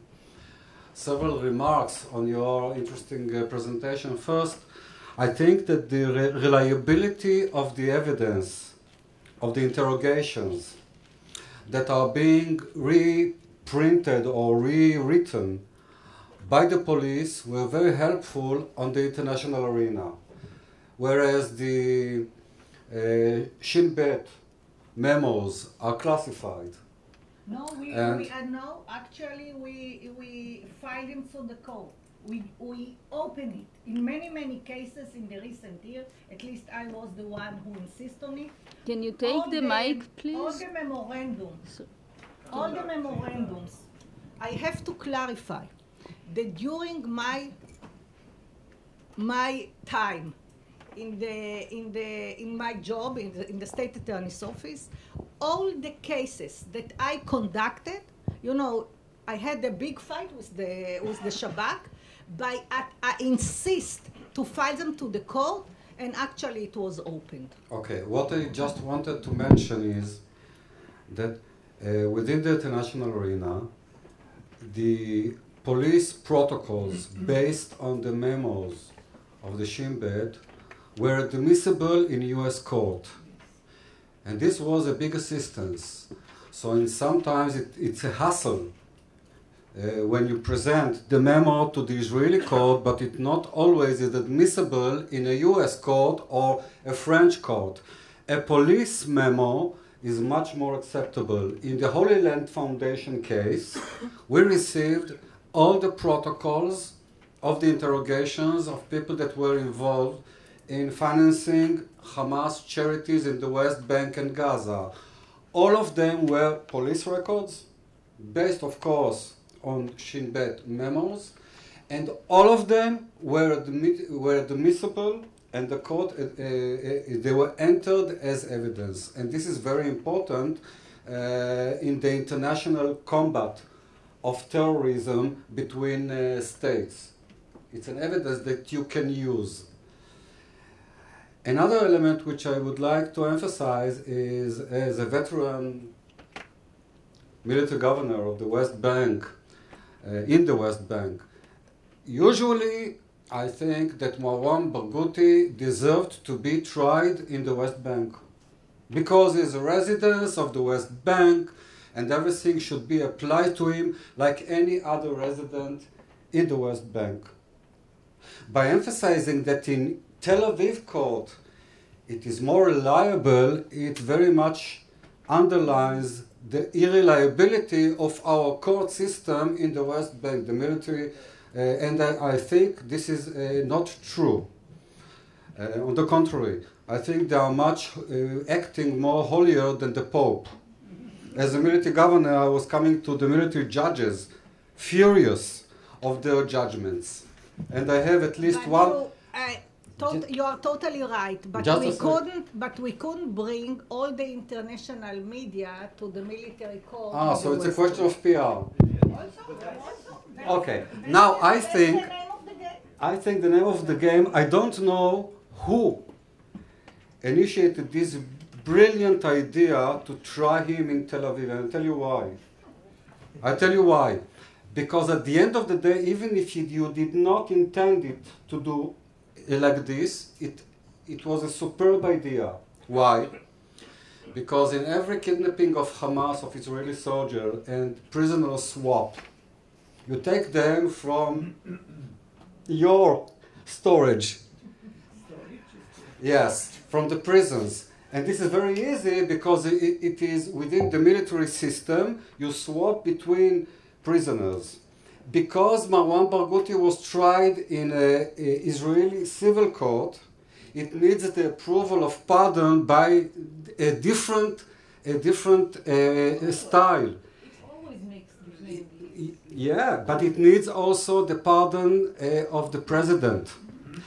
And to go to the president, it's similar than taking 10, 20, or even 1,000 terrorists like Bibi did and release them and receive Gilad Shalit. The president was not part of it. I'm not criticizing, I'm just saying. Some of them were. So for Marwan Barghouti to be released in any potential, development, I think that he deserves to be in prison. He's a murderer. I know him personally, by the way. I was in his home. Several times, not in prison. You know him from prison. We have Orita Dator that was the head of the prison system in Israel, General, how do you call the title? The prison commissioner. So this is our friend Orita Dator. She's very modest, but she's a big shot. In any event, don't be mistaken. Marwan Barghouti is a murderer. Marwan Barghouti was involved, confessed not only secret sources, wiretapping and all kinds of imagination. He was involved, there were evidence about him. He confessed during his investigation, interview. I read it because I used these materials in the civil lawsuit of Park Hotel. In the civil lawsuit of the Park Hotel owners to get money from the PA. In any event, I think that the criminal prosecution is a very important, of course, aspect in Israel. countering terrorism, and also I think it's very important a platform on the international cooperation, which does exist and is existing all the time. The last presenter, or I would say commentator, which I asked Sean Carter to give some remarks basically on insights that he have gathered from this meeting this morning. Sean Carter is an attorney at the Cozen O'Connor law firm.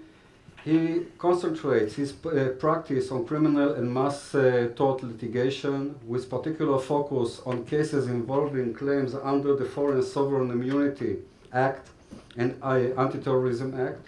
Appointed as a co-chair of the Plaintiffs' Executive Committee in the multi-district litigation proceeding in the 9/11 terrorist attack. Sean is, you didn't write it in your CV, I added it. Thank you. Sean is the engine behind the JASTA bill, the Justice Against Sponsor of Terrorism Act. He is the engine. And this bill passed Senate on the on March 16, following the 9/11 victims to sue Saudi Arabia. And since then, there are a lot of developments until even today, until this morning. So, Sean, please, your remarks. Thank you. I think my first remarks really end up in a series of questions for Katherine and Gerald related to your two excellent presentations. I was struck sort of, no, I think you're okay. I think you're okay. I was struck sort of by the sequence of them. Gerald, your presentation focusing on the role of NGOs, continuing role of NGOs in channeling funds to terrorist organizations, and then Katherine, your explanation about how ISIS has evolved to very different models of fundraising. And along the way, in conversations with policymakers in Washington, I've had this sense that the focus in particular on ISIS within Washington at this moment, a reflection of our sort of American ADD and ability to focus on only one thing at a time, has seemed to create an impression among some folks on the Hill that perhaps traditional models of terrorist financing deserve less attention now that ISIS has evolved.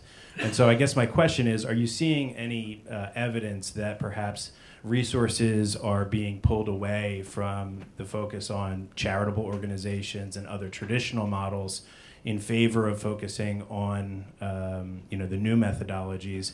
And do you see that posing any risk as we go forward? Why don't we just go back? Go back to your places, Gerald. No more, we're through with the... No more. No more power. Now Q&A.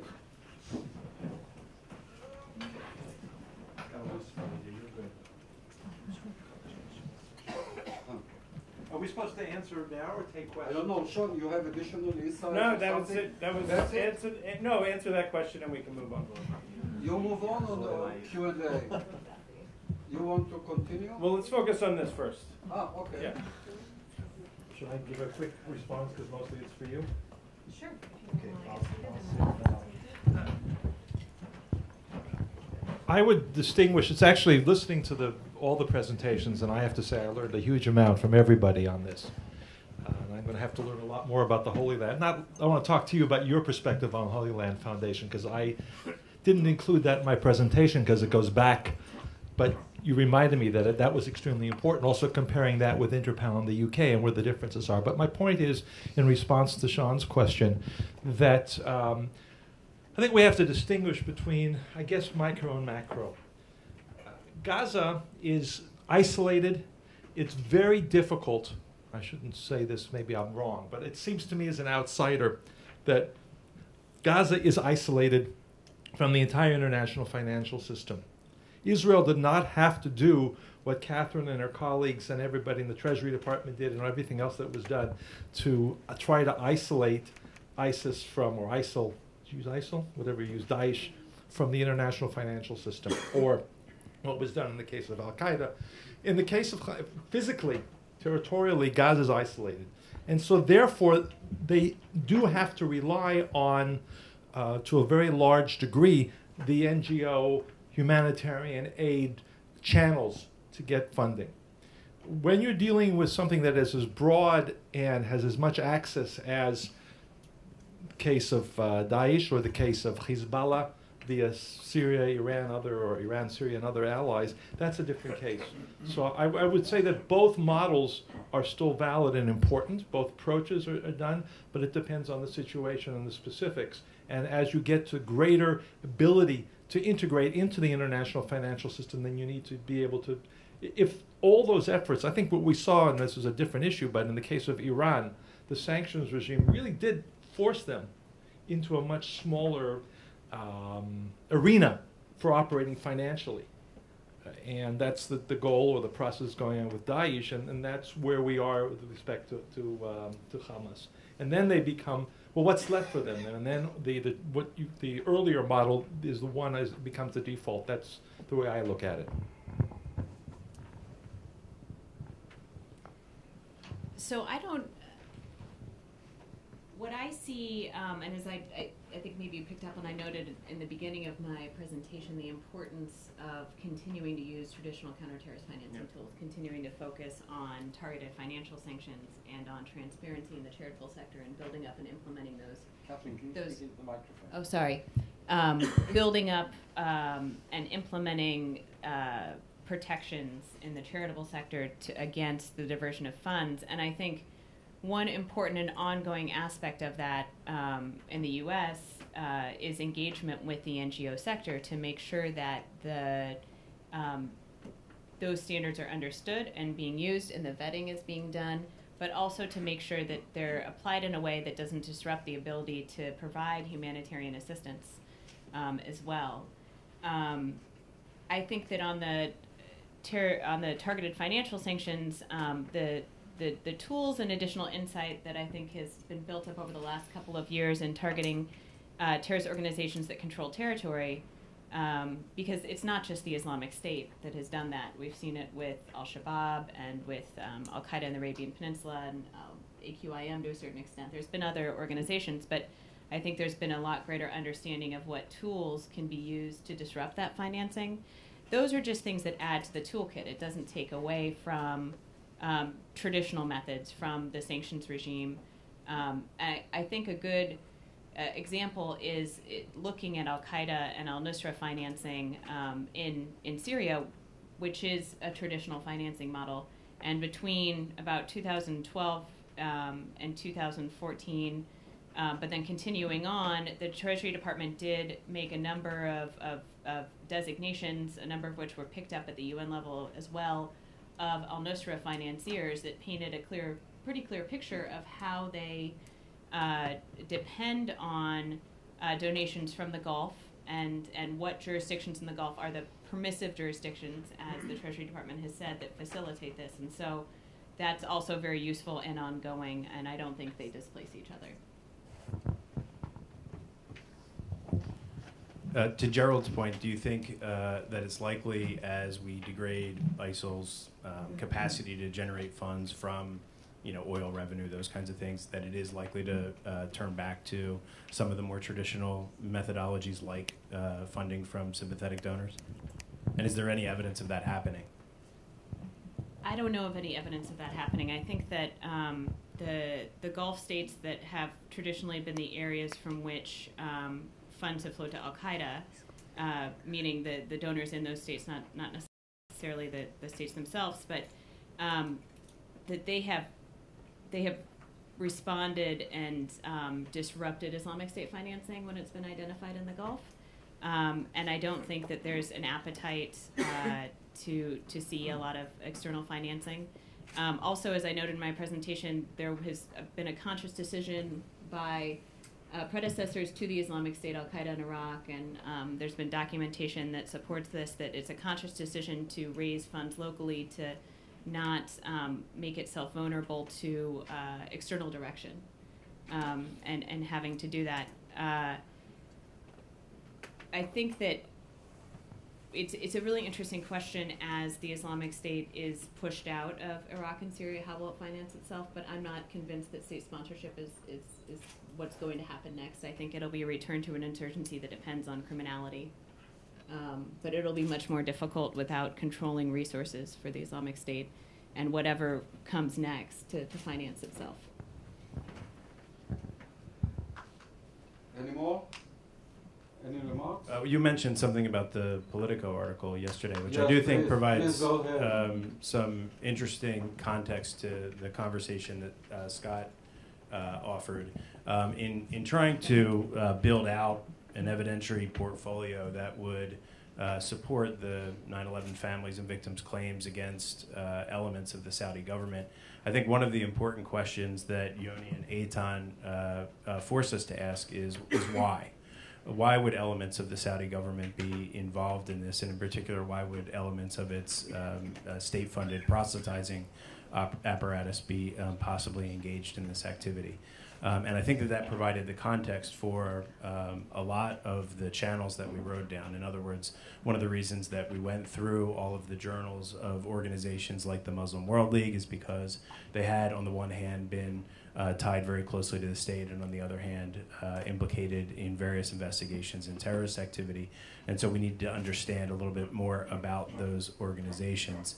And what is interesting is that, as Yoni said, just yesterday there was an article in Politico. Historically, the Saudis have generally denied having had any hand in promoting extremist activities throughout the world. There was the article yesterday, though, from the former U.S. ambassador to Afghanistan, Iraq, and the UN, indicated that in recent conversations with Saudi officials, they had acknowledged some problematic behavior in the past, and that this was sort of a sea change in their approach to the issue. The general explanation, I think, was that they began using the promotion of a certain type of Islamism as a means to counter Nasserism, and then found it very effective in that context and deployed it again in confronting communism in Afghanistan and in responding to crises in places like Bosnia, Kosovo, and other places around the world. And that eventually they came to realize that it had turned on them, and that has led to a policy shift in Riyadh. I think that the author of the piece questioned whether or not it's an absolute policy shift or not, but the acknowledgement is largely consistent with the body of evidence that we developed, which really focused on the global activities of these religious organizations that were closely tied to the state on the one hand, and then broadly implicated in terrorist activity by principally U.S. investigations, but other investigations as well. So it's interesting just to see there finally being a relatively open dialogue about these issues at the international level. Okay. We have another 30 minutes. We have enough food and enough space, and it's okay. We can extend another 5-10 minutes. This is the first time that a Saudi official says, "We have misled you," quote unquote, according to the Politico, meaning that we are not crazy, because now they say openly, we have misled you all over the years by supporting extremism and Islamic extremism. This is his quote, and it appears that they will refute it. They say, no, it's not. He didn't hear well, he didn't say well, we don't use yes, I'm speaking Arabic in the Middle East, and he speaks English as he is American, and I am Saudi. He didn't understand me correctly. Okay, questions from the audience, please, Mr. Bolag, stand up. No, don't, Yossi, don't stand up. Sean, just one remark. I thought at the time that the Kingdom of Saudi Arabia believed that they buy an insurance with that against the new religion and to preserve their Wahhabism. That's just a remark. What I was missing today, but it's all, you cannot embrace everything, is in the fight against terror financing, the item of political willingness to do so. Because in the international arena, very often, all what we try to do is in vain because the political willingness to do it is not existing. And every country signed that resolution number whatever, and they signed it and they don't keep it. I give one example, which you mentioned about the oil. The oil is sold via the son of Mr. Erdogan, Bilal. And everybody knew in the oil trading community, everybody knew, and nobody is doing anything about it. So this is the missing political willingness, and next year, we have to put it on the agenda, because this is the final touch we need to execute a good counter of terror financing. Okay, Yossi, thank you. Just a remark, you are excused, because it's my decision. I don't want politicians. This is an oriented workshop of people that do the job, that understand that less speak and more do. Previously, currently, in the future, and this is tachlis, as we say in Arabic. This is a tachlis workshop. And therefore, politicians, you will hear Israeli politicians, American politicians, their declarations, and then water under the bridge, as we say. So this was an intended decision taken by me not to include politicians. I don't want politicians, I just wanted to discuss it, to put the petzats. Okay, it's more talking. Okay, who please? I have a question for You're a politician? Dvorah, yes. Actually, I'm a member of Parliament from Australia, and I love analysts, but not all politicians are the same. So first of all, I loved Advocate Dvorah's presentation. I wish all of the international media that were such critics of Israel were here to hear the ethics and the parameters on which the Israeli court system was based. But I'm very interested how you were going to apply what you did with Barghouti to the case that Gerald was talking about, Halabi in the Beersheba district. So already Halabi has repudiated his confession. What does the Advocate General or does the Attorney General's do when a person does something like that? You said also that people who were corroborating the charges against him, that their evidence was presented to the court. Will they also repudiate what they said?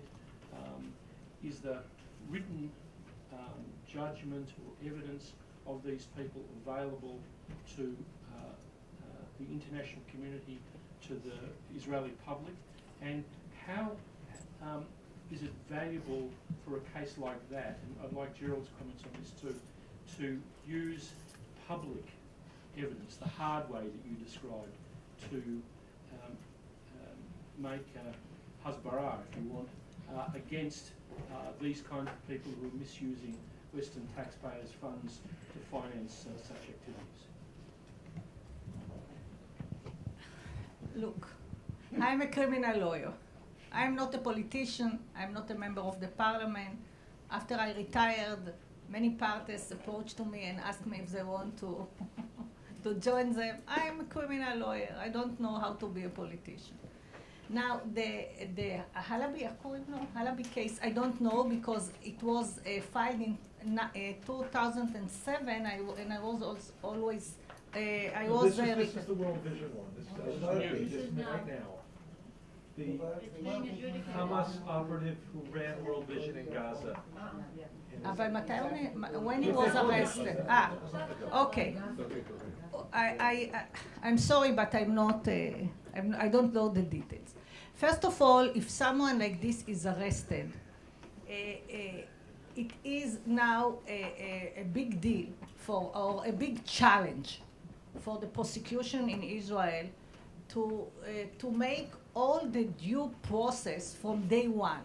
Now, in Marwan Barghouti case, and I gave it just as an example, it was more difficult because in the second intifada,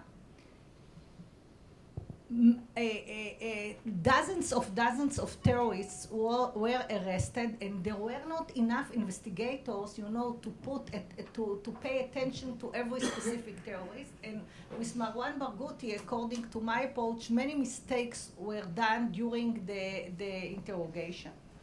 Now, I believe that if such a terrorist is arrested right now, the prosecution is taking care of all the proceeding from day one. So everything is done by the book. Now, according to my knowledge, and you know, I was retired 10 years ago, there was a big progress in the system that the ICA, the Shabak, is interrogating a terrorist. So in the end of the day, according to the Israeli system, even the Shabak memorandums are admissible. As Yoni said, it is problematic to use them outside Israel, because it means, according to the Israeli law, that the specific interrogator has to come to the court and to find the memorandum that he wrote during the investigation. Sure enough, the ICA will not let the interrogators to go all over the world. Now, because of this, as I told before, the Supreme Court allowed or said it is okay that the Israeli system, which I have to say that according to criminal lawyer aspect is quite strange, that all this investigation is followed by police interrogators. So we have police statement. I don't know what kind of evidence we have this specific person. Sometimes the Shabak also allows us, the prosecution, to use wiretaps, and if we can use it many times, it is perfect. You know, in one of the most famous espionage cases that I conducted in the past, we were allowed to use wiretaps. You know, wiretaps is solid. You cannot do anything against it. So I believe that in the end of the day, using the criminal track is a question of sufficient evidence. Period. I have nothing to say more than this. Just one remark. In recent years, as you know, the Israeli intelligence community is much more flexible in providing declassified materials of cases published on websites like the Malam and other Hasbara tracks, Ministry of Foreign Affairs. In cases which are significant, I know that even the Shin Bet is much more open in recent years in providing evidence. In the case of Halabi, I don't know what, but no doubt that just reading the story, it was a very difficult operation, very deep operation.